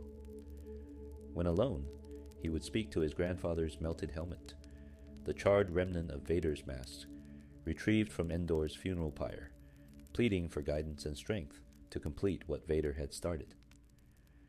These private moments revealed truth about Kylo Ren that contradicted his public persona of certain commitment to darkness. He didn't feel strong or resolved, but desperately sought validation and direction, begging a dead man's artifact for reassurance that his path was correct. The voice that had guided him since childhood continued speaking through Snoke, but Kylo remained fundamentally uncertain, torn between darkness he had embraced and light that still called to him despite everything he had done to suppress it. This internal conflict created volatility that manifested in explosive rage when Kylo faced frustration or setbacks. He would destroy control panels, furniture, technology with his lightsaber during fits of anger, the unstable blade slashing through bulkheads and equipment, while subordinates watched with fear and confusion. These outbursts weren't calculated displays of intimidation, but genuine loss of control, moments when conflict within him erupted into physical violence against inanimate objects because directing it toward living targets might reveal just how unstable he truly was. The potential within Kylo Ren during this period represented fascinating paradox. He had achieved tremendous power and skill, his abilities in combat, and force manipulation exceeding most practitioners in galactic history. He commanded the loyalty of the Knights of Ren and respect through fear of First Order military personnel. He could accomplish missions that would require entire battalions through combination of force powers and tactical intelligence. By any objective measure, Kylo had become exactly what Snoke wanted, a devastatingly effective enforcer who could eliminate threats to First Order expansion. Yet this same potential remained fundamentally constrained by internal conflict that prevented Kylo from accessing his full power. Darth Vader, despite physical limitations imposed by his cybernetic body, had achieved greater clarity of purpose and therefore greater effective power. Vader's commitment to darkness had been absolute for decades, creating stability that allowed full deployment of his abilities. Kylo, by contrast, fought himself at every moment, portion of his potential consumed by maintaining the fiction that he had completely embraced darkness, when part of him never stopped hearing light's call. This conflict came to crucial confrontation when the First Order destroyed the Hosnian system, obliterating the New Republic capital and Senate in single catastrophic attack from Starkiller Base. Billions died instantly as the superweapon fired, its red energy beam visible across the galaxy as it tore through hyperspace to annihilate multiple planets simultaneously. Kylo had been complicit in this attack, his actions contributing to First Order's ability to execute this devastating strike. Yet even as he stood at the pinnacle of dark side accomplishment, watching the New Republic government he had been raised to respect reduced to expanding debris field, part of him recoiled from the magnitude of death he had enabled. The destruction of the Hosnian system represented point of no return for any who had participated. The moral weight of billions of deaths could never be balanced or forgiven through any conceivable redemption. Kylo recognized this on some level. He had crossed into territory where return to light seemed impossible, not because of inability to choose differently, but because the debt of blood could never be repaid. This recognition should have freed him to embrace darkness completely, to stop fighting and simply accept what he had become. Instead, it intensified his conflict. The same sensitivity that made him powerful Force user also made him unable to completely numb himself to the horror of what he had done and become. He felt the deaths echoing through the Force, billions of voices crying out, and then suddenly silenced. He witnessed the triumph of those around him celebrating the ultimate demonstration of First Order power and supremacy. And he stood between these realities, unable to feel unambiguous joy in the victory or pure regret over the cost, trapped in space where neither light nor darkness offered comfort. The potential of Kylo Ren as First Order champion represented tremendous destructive capacity, channeled toward specific goals but never fully released. Snoke recognized this limitation even as he utilized Kylo's abilities. The Supreme Leader understood that Kylo's conflict made him simultaneously more useful and less powerful than he might otherwise have been. Useful because instability created unpredictability that enemies couldn't easily counter. Less powerful because true mastery of darkness requires commitment Kylo couldn't achieve, while part of him still heard his mother's voice calling him home. The Force Dyad, two halves of one whole. Among the most remarkable aspects of Kylo Ren's potential remained his connection to Rey, a bond that transcended normal Force interactions to become something unprecedented in modern galactic history. This connection, eventually revealed as Force Dyad, represented pairing of two Force-sensitive beings who were literally one in the Force, despite being physically separate individuals. The power inherent in this bond exceeded anything Kylo had achieved through Snoke's training or his own dark side practices, yet also created vulnerability that would ultimately contribute to his transformation back toward light. The dyad began forming at a specific moment in time, though neither Kylo nor Rey initially understood what was occurring. When Ben Solo fully embraced his identity as Kylo Ren, when he completed his transformation from conflicted student to dark side warrior, the Force itself responded by creating a counterbalance. Rey, then still a young scavenger on Jakku, unaware of her own Force sensitivity or connection to Palpatine bloodline, felt a disturbance at the exact moment of Kylo's complete fall. The Force had linked them across space and time, two halves of a whole that would be drawn together repeatedly, despite serving opposing sides of galactic conflict. Their first direct encounter occurred on Takodana, where Kylo had come seeking information about Luke Skywalker's location. When he confronted Rey and attempted to probe her mind for information, something unexpected occurred. Rey not only resisted his mental intrusion, but turned the technique back on him, accessing Kylo's own thoughts and memories during the struggle. This shouldn't have been possible.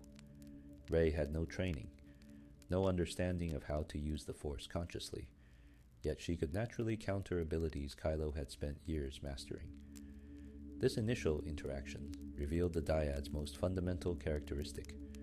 They could draw upon each other's knowledge and strength through their connection. When Kylo attempted mind probe, Rey unconsciously accessed his understanding of the technique and reflected it back. She glimpsed his fears, his isolation, his internal conflict between light and darkness. Kylo, for his part, sensed something familiar in Rey, a connection that went beyond simple Force sensitivity to suggest deeper bond he couldn't immediately identify. Snoke claimed to have created this connection between Rey and Kylo, using his own Force powers to bridge their minds across the galaxy. This claim wasn't entirely accurate. The Supreme Leader had exploited and manipulated the bond that already existed, but the dyad itself emerged from the Force's own will rather than being artificially created. Snoke recognized the connection and used it for his purposes, facilitating communications between Kylo and Rey that would draw them closer while seemingly keeping them opposed, believing he could control the bond's development for his own advantage.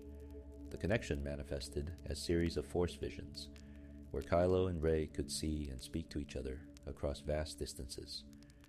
They appeared to each other with such clarity that surroundings became visible, allowing each to partially observe the other's physical location.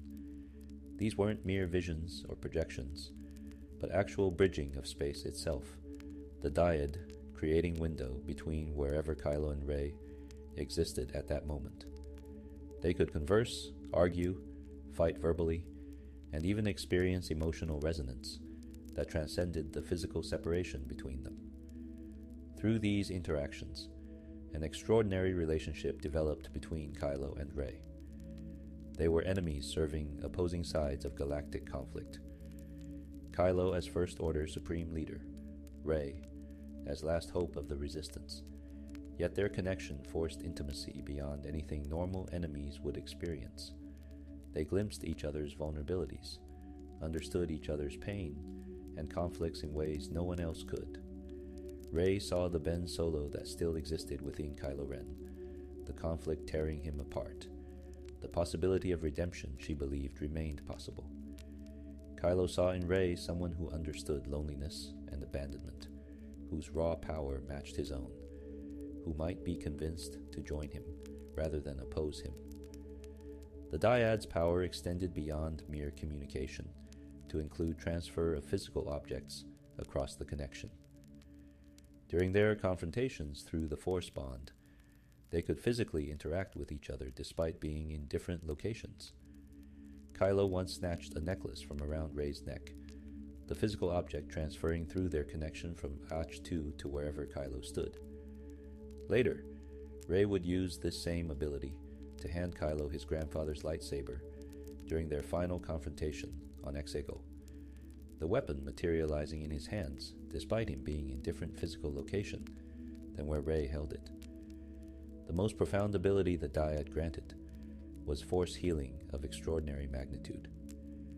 When Rey stabbed Kylo through the chest with his own lightsaber during their duel on the Death Star wreckage, she immediately used the Force to heal the mortal wound. This wasn't simple accelerated healing, but transfer of life energy itself. Rey pouring her own vitality into Kylo to repair damage that should have killed him instantly. The healing carried redemptive quality, not merely mending flesh, but reaching into Kylo's spirit and reminding him of connection to light he had tried so desperately to sever. Later, Ben Solo would reciprocate by sacrificing his own life energy to resurrect Rey after she expended herself destroying Palpatine. This act required even greater power than Rey's healing of him, as Rey had actually died rather than merely suffering mortal injury. Ben gave everything he had, pouring his life force completely into Rey until she revived while he collapsed. This final sacrifice demonstrated both the dyad's tremendous power and Ben Solo's ultimate choice of light over darkness, his willingness to die so that Rey might live. The dyad also granted both Kylo and Rey accelerated growth in Force abilities. When Kylo used particular techniques, Rey could suddenly access knowledge of those same abilities through their connection. Her rapid progression from complete ignorance of the Force to accomplished practitioner occurred partly through natural talent and training, but significantly through unconscious learning transmitted through the dyad. Every time Kylo demonstrated some application of power, Rey could internalize understanding of that technique and replicate it. Her learning curve compressed dramatically through this metaphysical connection. Palpatine eventually discovered the dyad's existence, though he initially remained unaware of it. When Rey and Ben stood together before him on Exegol, the Emperor sensed the magnitude of their connection and recognized what they represented. His reaction revealed both the dyad's tremendous value and its rarity. This bond possessed power greater than life itself, unseen for countless generations because its formation required perfect balance between light and dark, embodied in two Force-sensitive individuals. The Emperor immediately sought to drain this power, using the life force of the dyad to restore his own failing clone body.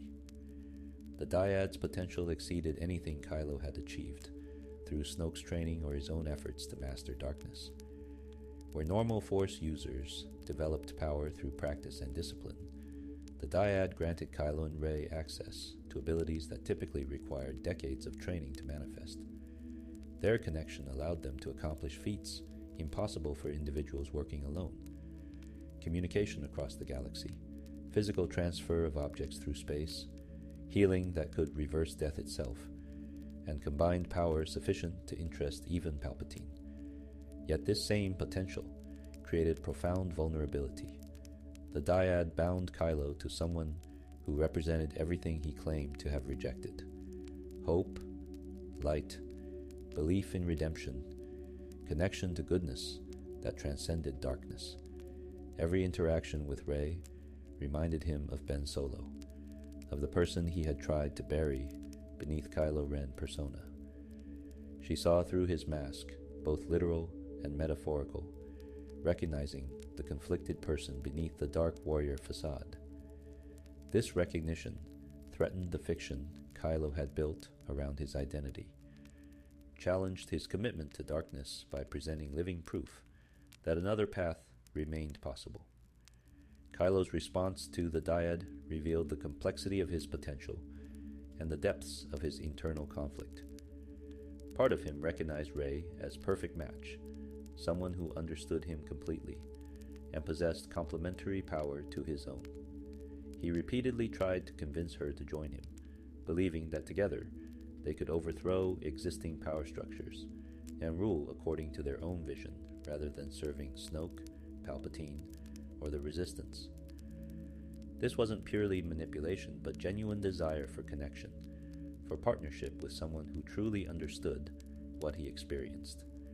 Yet another part of Kylo feared what Rey represented. The possibility of redemption he had convinced himself was impossible.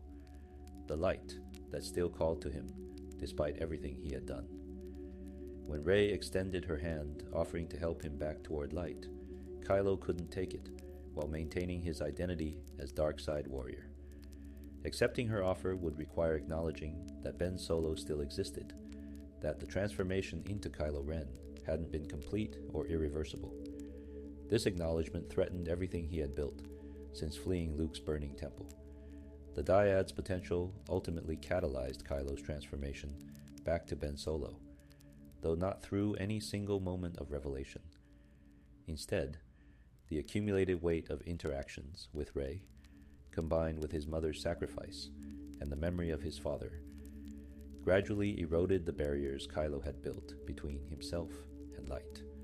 The dyad ensured he could never fully escape from consciousness of what he had been and what he might still become. Rey's persistent belief in Ben Solo's existence within Kylo Ren created pressure that eventually cracked the dark identity he had assumed. When Ben Solo finally emerged again, when Kylo Ren threw his crossguard lightsaber into the ocean and reclaimed his true name, the dyad transformed from source of conflict into source of strength.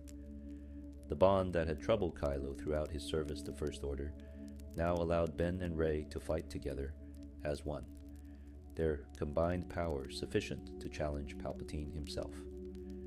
The healing that had restored Kylo's life earlier now saved Rey from death.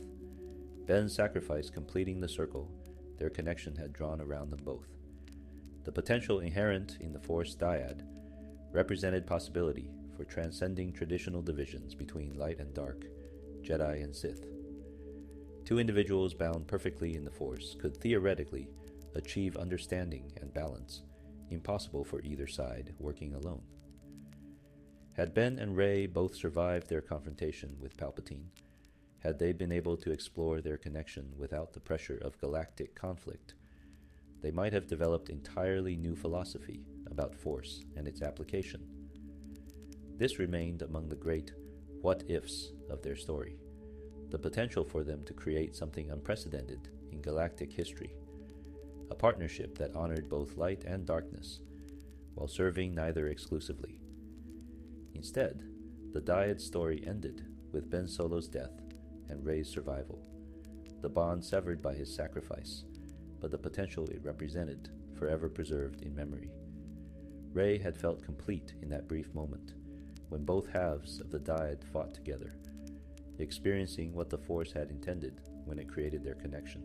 Ben's death meant that potential would never fully manifest, that the dyad existed only briefly as complete entity before separation became permanent through mortality.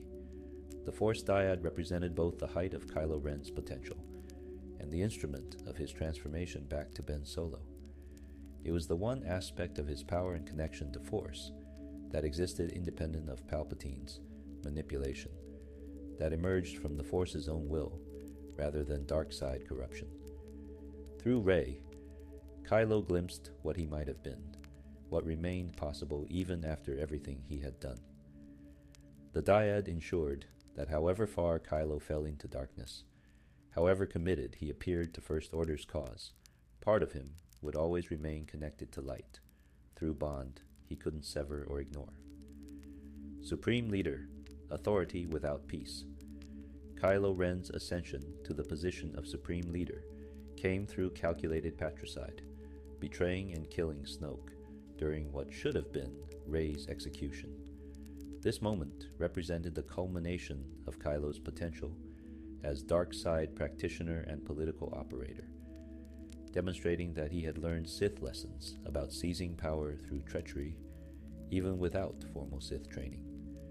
Yet his time as Supreme Leader would reveal fundamental limitations in his ability to translate power into effective leadership, internal conflicts preventing him from fully embracing the role he had claimed through violence. The assassination of Snoke occurred aboard the Mega-class star Dreadnought Supremacy, the First Order's mobile throne from which the Supreme Leader directed galactic conquest. Snoke had brought both Kylo and Rey before him, confident in his ability to control both through manipulation and demonstrated power. He ordered Kylo to execute Rey, believing this act would complete his apprentice's transformation and eliminate the threat she represented to First Order dominance. Snoke had witnessed Kylo's internal conflict and judged the moment right to force final choice between darkness and any lingering light, represented by his connection to Rey. But Snoke's arrogance blinded him to what Kylo had learned from years of manipulation and observation. The Supreme Leader believed he had created perfect tool, an apprentice whose conflict made him controllable and whose power made him useful. He failed to recognize that Kylo had studied him just as carefully as Snoke had studied Kylo, learning not just Force techniques, but lessons about deception and timing, about disguising intent until the perfect moment for betrayal arrived. Kylo activated Luke Skywalker's lightsaber through the Force, the weapon lying on the throne room's armrest beside Snoke. He used Snoke's own arrogance against him, the Supreme Leader so focused on commanding Rey's death that he failed to sense Kylo's true intention until too late. The blue blade ignited directly through Snoke's body, killing him instantly and ending his decades of service as Palpatine's puppet. In single moment of decisive action, Kylo eliminated the Master, who had tormented him and claimed the position of Supreme Leader for himself. What followed was chaos, as Snoke's elite Praetorian guards attacked both Kylo and Rey. 8 warriors trained specifically to protect the Supreme Leader engaged them simultaneously in one of the most intense lightsaber combats of the modern era. Kylo and Rey fought together, the dyad allowing them to coordinate without words, each covering the other's vulnerabilities while exploiting advantages their combined approach created. Despite having just met in person for the first time, they moved together like longtime partners, the Force connection between them creating harmony in combat that transcended conscious coordination. They survived the battle, 8 guards lying dead around them, Snoke's corpse bisected on his throne. In that moment of shared triumph, Kylo saw opportunity. He extended his hand to Rey, inviting her to rule beside him as equal partners. Together, he argued, they could impose order on the galaxy according to their own vision, rather than serving others' agendas. They could throw away past constraints, Jedi, Sith, Resistance, First Order, and create something new built on their combined power and shared understanding. Rey refused. She recognized that Kylo's offer represented false choice, that ruling through dark side power would perpetuate the same patterns of oppression and suffering, regardless of who held authority. She had seen Ben Solo within Kylo Ren, had hoped that killing Snoke represented turn toward light, rather than merely seizing power for himself. His offer of joint rule revealed that Kylo remained committed to domination, even if he had eliminated his own master. She rejected him and escaped, leaving Kylo alone with his victory and the position he had killed to claim. Kylo's first act as Supreme Leader involved deception, telling General Hux and other First Order officers that Rey had murdered Snoke. This lie served practical purpose. It prevented questions about Kylo's own loyalty and positioned Rey as primary threat to First Order stability. But it also demonstrated Kylo's willingness to use manipulation and falsehood to maintain power, adopting techniques he had witnessed Snoke employing throughout his apprenticeship. The student had learned well from the master, even as he betrayed him. The transition of power created immediate tensions within First Order command structure. General Armitage Hux had anticipated succeeding Snoke himself, or at minimum gaining greater autonomy to direct military operations without interference from Force users. Instead, he found himself subordinate to Kylo Ren, someone he viewed as emotionally unstable and dangerously unpredictable. Hux's resentment simmered into barely concealed contempt, creating dysfunction at the highest levels of First Order command, just when unity and coordination were most critical. Kylo's approach to leadership reflected both his tremendous potential and his fundamental limitations. On one hand, he possessed strategic intelligence inherited from Han Solo and tactical intuition enhanced by Force sensitivity. He understood military operations at conceptual level that allowed him to make sound strategic decisions. His willingness to personally lead combat operations inspired certain respect among subordinates who valued courage and direct action. When focused and determined, Kylo could make decisions quickly and commit to courses of action without the hesitation that plagued more conventional leaders. But on the other hand, Kylo's internal conflict and emotional volatility created serious problems for First Order operations.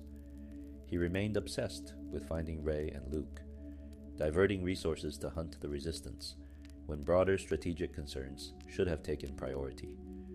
His famous temperamental outbursts, destroying equipment when frustrated, created atmosphere of fear rather than respect among those who served under his command.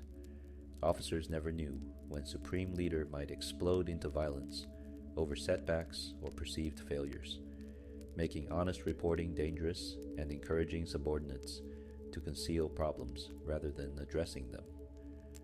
Kylo struggled with the psychological weight of supreme authority in ways that revealed how Snoke's manipulation had shaped him. Snoke had maintained Kylo in state of perpetual conflict, using that instability as tool for control, while preventing the clarity that might have allowed effective independence. Now that Snoke was gone, Kylo found himself ill-prepared to function without the master whose manipulation he had endured for decades. The voice that had guided him since childhood had fallen silent, leaving void he didn't know how to fill. His first major decision as Supreme Leader involved requesting that General Hux have a throne constructed for him.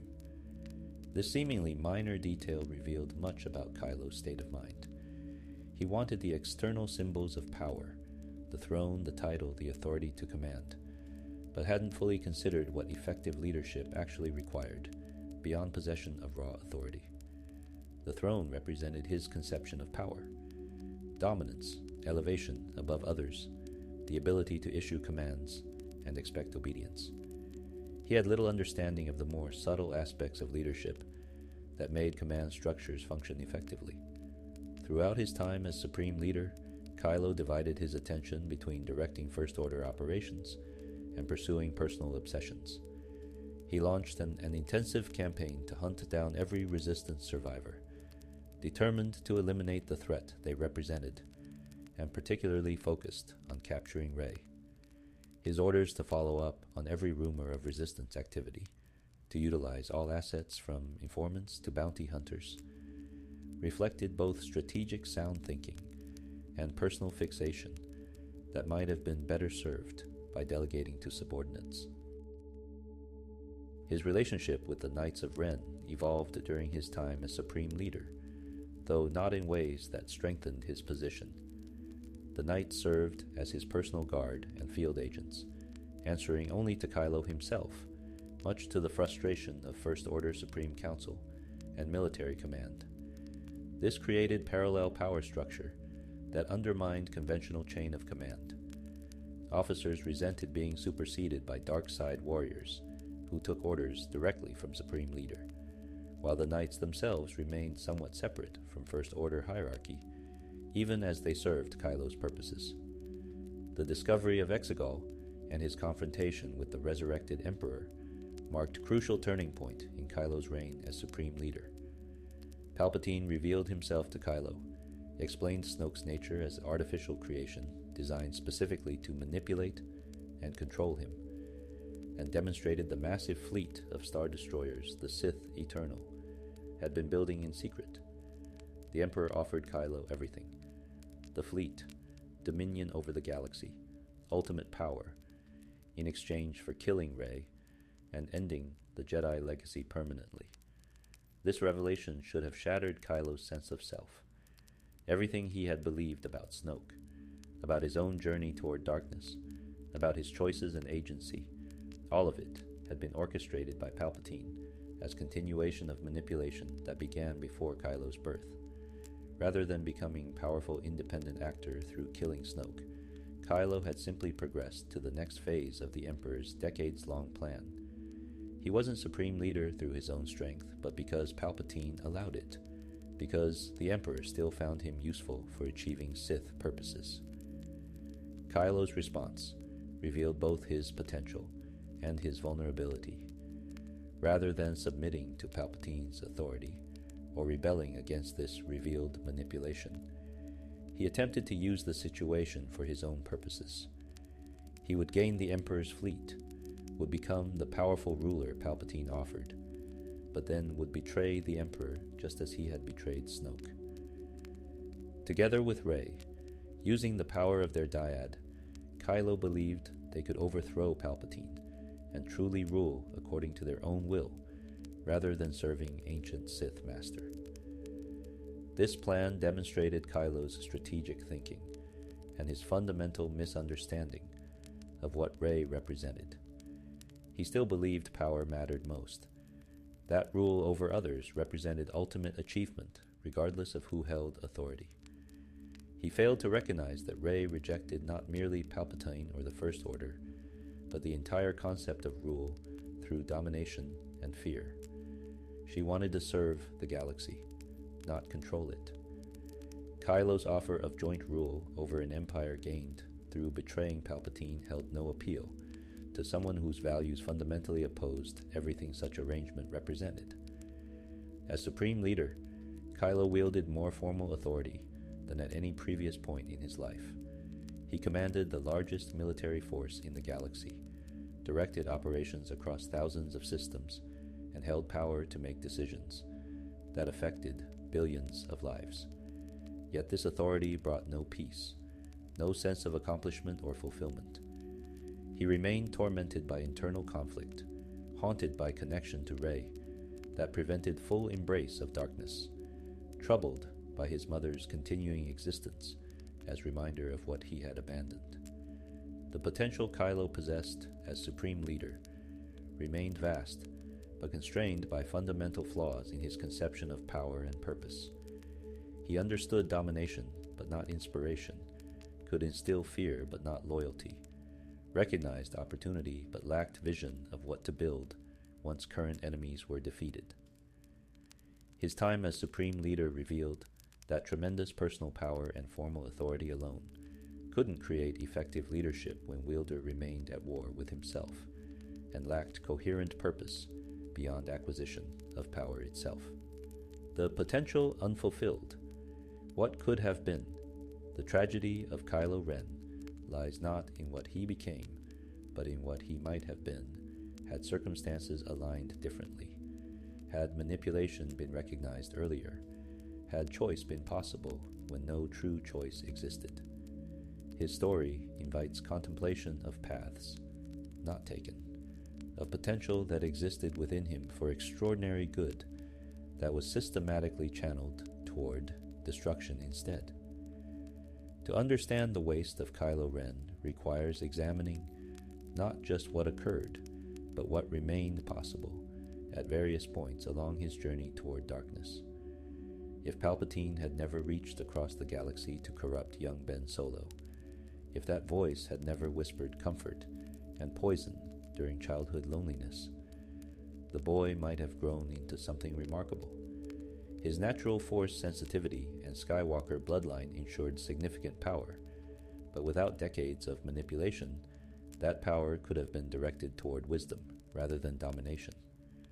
Ben Solo possessed intellectual curiosity, capacity for deep emotion, and natural aptitude for leadership that, properly developed, might have created a Jedi Master who could guide the Order through its restoration following Palpatine's first defeat.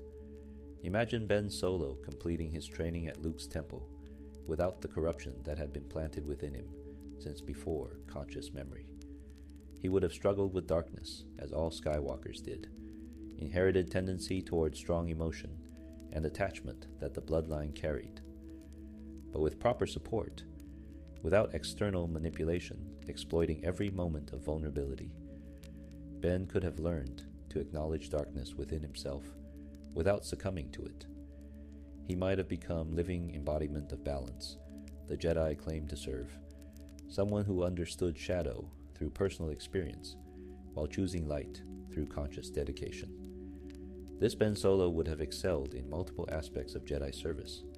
His combat abilities would have made him a formidable defender against threats to peace.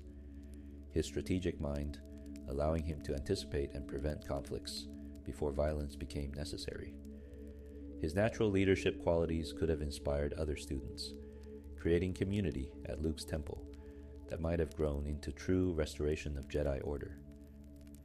His connection to both parents gave him unique perspective on both warrior courage, Han embodied, and political wisdom, Leia represented, combining aspects that Jedi had historically separated into distinct roles. The potential for Ben to serve as bridge between different Force traditions represents one of the great lost possibilities of his story. His encounter with the Knights of Ren need not have led to corruption, but might have taught him that Force expression existed beyond Jedi-Sith dichotomy, that other philosophies had value worth studying and incorporating. Ben Solo could have become something unprecedented, a Jedi who understood dark side without being consumed by it, who could engage with alternative Force traditions while maintaining dedication to light. This synthesis might have revolutionized Jedi thinking and prevented the rigidity that had contributed to the Order's historical failures.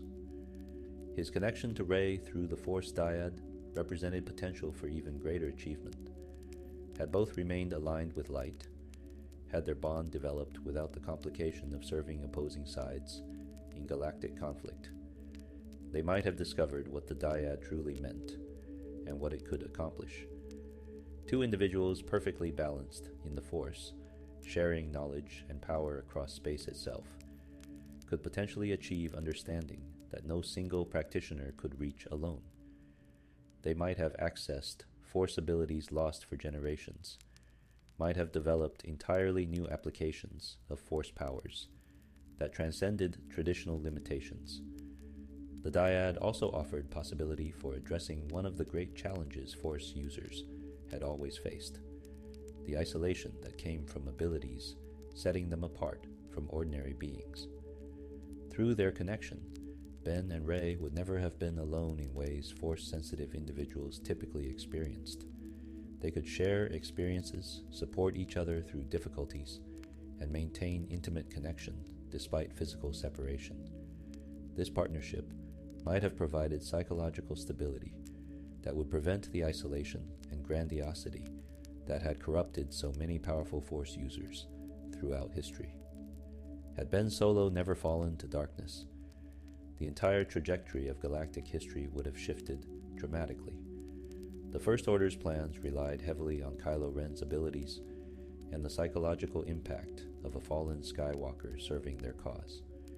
Without Kylo hunting them, the Resistance might have survived their early conflicts more intact, preserving leadership and resources needed to oppose First Order expansion. Luke Skywalker would not have felt compelled to exile himself in shame and failure, could have continued building his Jedi Order with Ben as his most accomplished student and eventual successor. The potential for Ben Solo to eventually supersede Luke and become the guiding force of restored Jedi Order represented one of the brightest possibilities his story contained. He possessed abilities that exceeded Luke's at equivalent age, natural talents that suggested he might eventually achieve mastery that surpassed even his legendary uncle. As Grand Master of a new Jedi Order, Ben Solo could have helped create institution that learned from past mistakes while honoring worthwhile traditions, that served the galaxy without becoming entangled in political corruption that had compromised the Old Republic's Jedi. His relationship with his parents could have evolved into something healthy and mutually supportive had manipulation not poisoned it from earliest years. Ben had inherited Han's independent spirit, tactical intelligence, and natural charisma. He carried Leia's force sensitivity, political awareness, and dedication to service. These qualities, properly integrated, would have made him formidable in ways that combined both parents' strengths while transcending their individual limitations. The Solo family could have become a dynasty of service, each generation building on previous accomplishments to create lasting positive impact on galactic civilization. Even after the Temple's destruction and his transformation into Kylo Ren, potential for redemption remained. Every moment where Kylo hesitated before committing atrocity, every instance of conflict he experienced, every connection to Rey that reminded him of light. These represented opportunities for different choice, for recognizing that darkness didn't have to define him permanently. The potential to become Ben Solo again persisted throughout his time as Kylo Ren, dormant but never completely extinguished, waiting for the right combination of circumstances to manifest. His eventual redemption and sacrifice on Exegol demonstrated this potential finally expressing itself, but only at the very end of his life, when opportunity for ongoing contribution had passed. Ben Solo's return lasted mere minutes, long enough for him to fight alongside Rey against Palpatine, to use the last of his life force to resurrect her, to share a single kiss before becoming one with the Force. All the potential he carried, all the good he might have accomplished across decades of service, concentrated into these brief moments of sacrifice and love. The waste becomes clear when considering not just what Ben Solo might have done, but what the galaxy needed from someone with his unique combination of abilities and position. The conflict between First Order and Resistance eventually required intervention from someone who understood both sides, who could bridge philosophical divides and help former enemies find common ground. Ben Solo, had he turned from darkness earlier, possessed exactly this potential. His understanding of both Jedi and dark side perspectives, his connection to both Resistance leadership through his family and First Order operations through his service as Kylo Ren, positioned him uniquely to serve as mediator and builder of lasting peace. The Force dyad with Rey represented potential for creating new understanding of the Force that might have resolved ancient conflicts between different traditions and philosophies.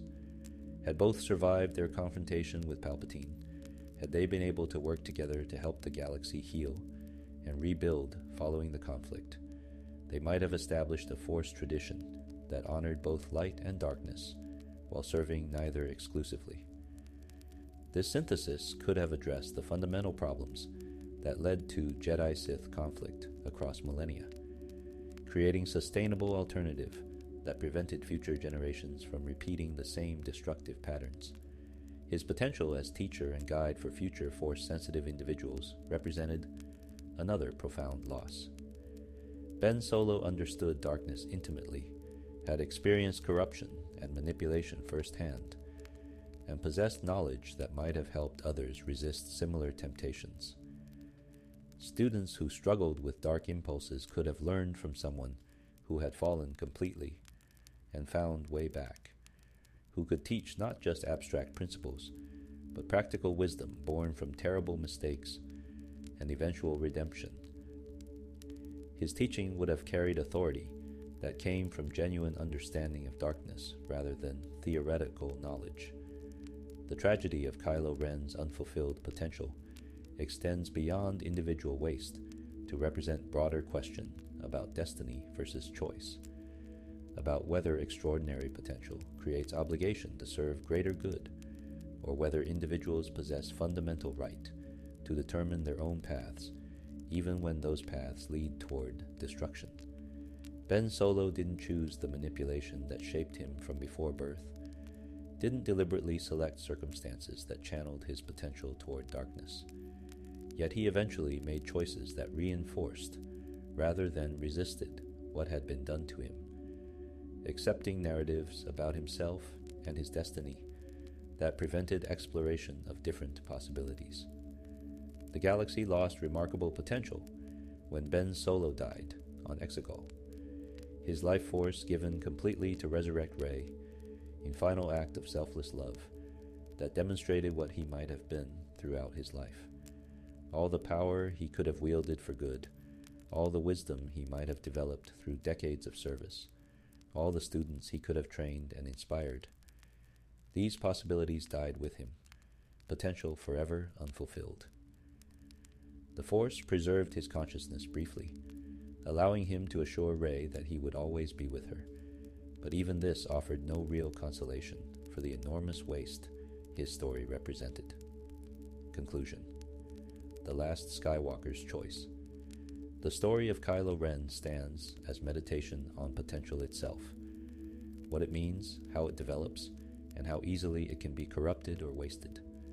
Ben Solo possessed every advantage: exceptional bloodline, loving family, legendary mentors, natural abilities that exceeded most Force users in galactic history, and opportunities for training and development that few could access.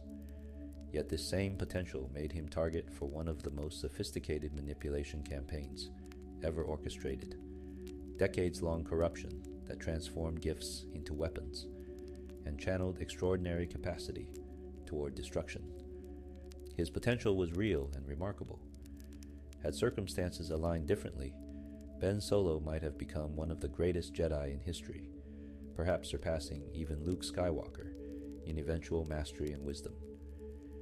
His natural Force sensitivity, strategic intelligence, combat abilities, and capacity for both power and precision suggested someone destined for significance, regardless of which path he chose. The tragedy lies not in whether potential existed, but in how it was systematically corrupted and directed toward purposes that wasted, rather than developed it. Palpatine recognized this potential before Ben was even born, identifying the unborn child as perfect instrument for destroying what remained of Jedi legacy, while securing dark side dominance over the galaxy. The Emperor's patient campaign of corruption represents perhaps his greatest achievement, not the overthrow of the Old Republic or the transformation of Anakin into Vader, but the decades-long manipulation of Ben Solo that turned extraordinary potential for good into devastating force for darkness. This corruption was so complete, so thoroughly integrated into Ben's understanding of himself, that it persisted even after Snoke's death revealed the manipulation's true source. Yet even this corruption couldn't completely destroy what Ben Solo fundamentally was. The light that called to him throughout his time as Kylo Ren represented not weakness or incomplete commitment to darkness, but authentic aspect of his nature that survived, despite everything done, to suppress it. His internal conflict, which Snoke deliberately maintained as tool for control, actually demonstrated the fundamental truth that Ben Solo had never been entirely consumed by darkness. That potential for redemption persisted, because part of him never stopped hearing his mother's voice calling him home.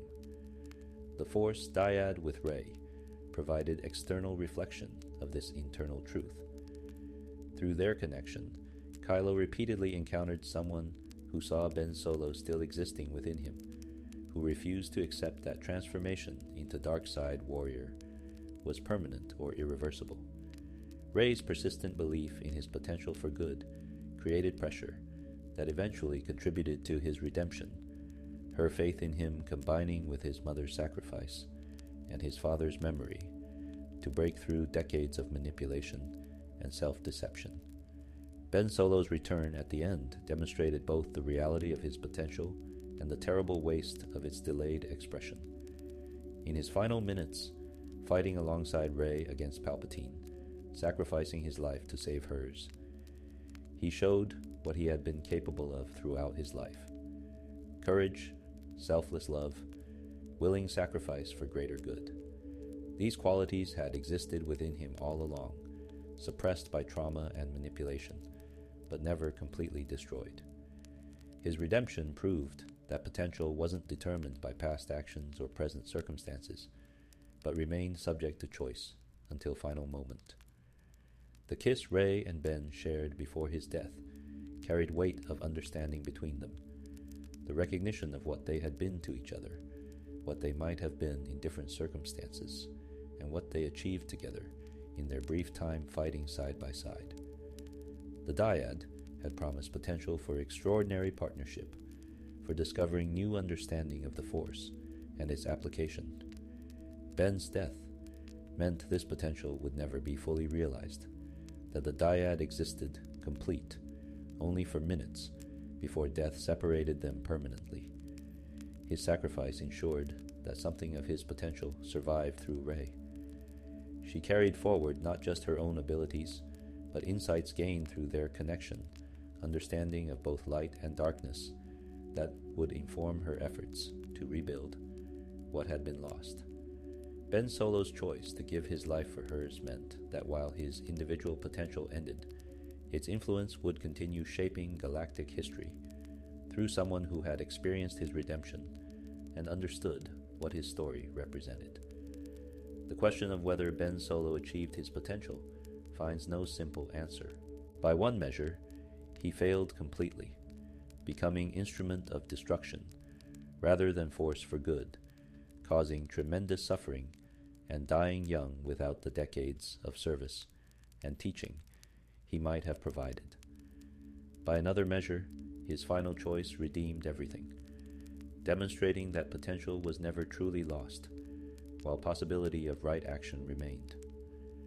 Perhaps the truth lies between these extremes, that potential can be wasted, corrupted, and directed toward terrible purposes, but retains capacity for redirection until final moment of choice.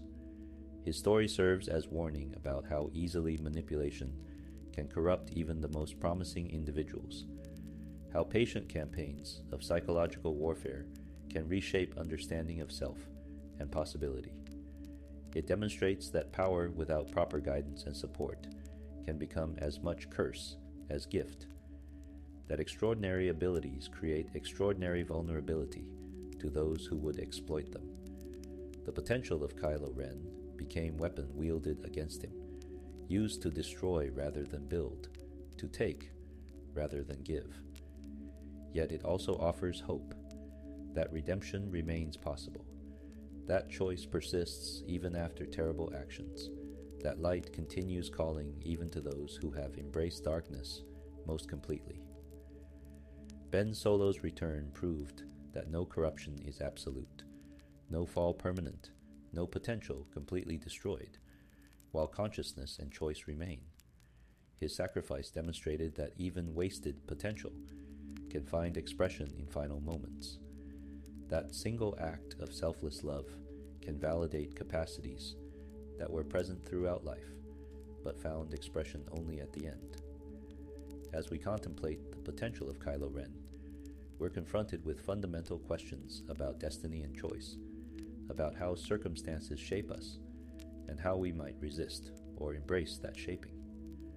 Ben Solo's story reminds us that potential itself is neutral, neither good nor evil, but simply capacity waiting to be filled with purpose. What determines whether potential elevates or destroys isn't its magnitude, but the choices made about how to express and apply it.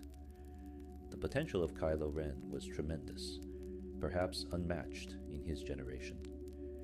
Its waste represents genuine tragedy, loss not just for Ben Solo himself, but for everyone who might have benefited from his service had he walked different path.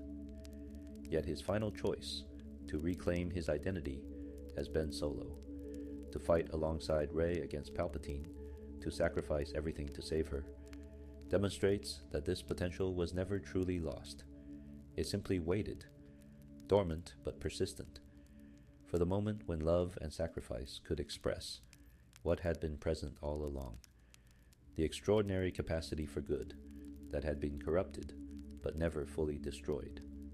The legacy of Ben Solo rests not in his years as Kylo Ren, but in those final moments when he became, however briefly, what he might have been throughout his life. The potential was always there, waiting for choice that would allow it proper expression.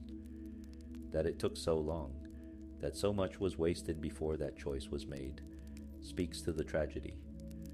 That the choice was finally made, that potential found even brief expression before his death, offers redemption to a story that might otherwise have ended in pure darkness. In the end, the potential of Kylo Ren serves as reminder that what matters isn't just the capacities we possess, but how we choose to express them. Power, intelligence, ability, all are neutral until directed by choice toward specific purposes. Ben Solo possessed every advantage, every gift, every opportunity. His story shows how easily these can be corrupted when subjected to systematic manipulation from those who recognize potential and seek to claim it for their own purposes. It also demonstrates that even corrupted potential retains capacity for redemption. That choice persists until final moment, and that single act of selfless love can validate capabilities that existed throughout life, but found proper expression only at the very end. As we rest and reflect on the potential of Kylo Ren, we carry forward understanding of how precious capacity for good truly is, how easily it can be misdirected, and how important it remains to recognize manipulation when it seeks to claim those who possess extraordinary gifts. We remember not just what was lost, but what was briefly reclaimed, not just the waste, but the redemption that proved potential was never completely destroyed. The story of Kylo Ren ends with his death, but the questions it raises about potential, choice, and possibility persist long after, echoing through time as we contemplate what might have been and what was finally, briefly, achieved. Before you drift off completely, remember to like this video if you found this exploration of Kylo Ren's potential compelling. Subscribe to the channel for more deep dives into Sith history and dark side philosophy, and leave a comment sharing your thoughts on what might have been different if Ben Solo had never fallen to darkness. May the Force be with you, always, as you surrender to sleep, and let these stories guide you toward rest in that galaxy far, far away.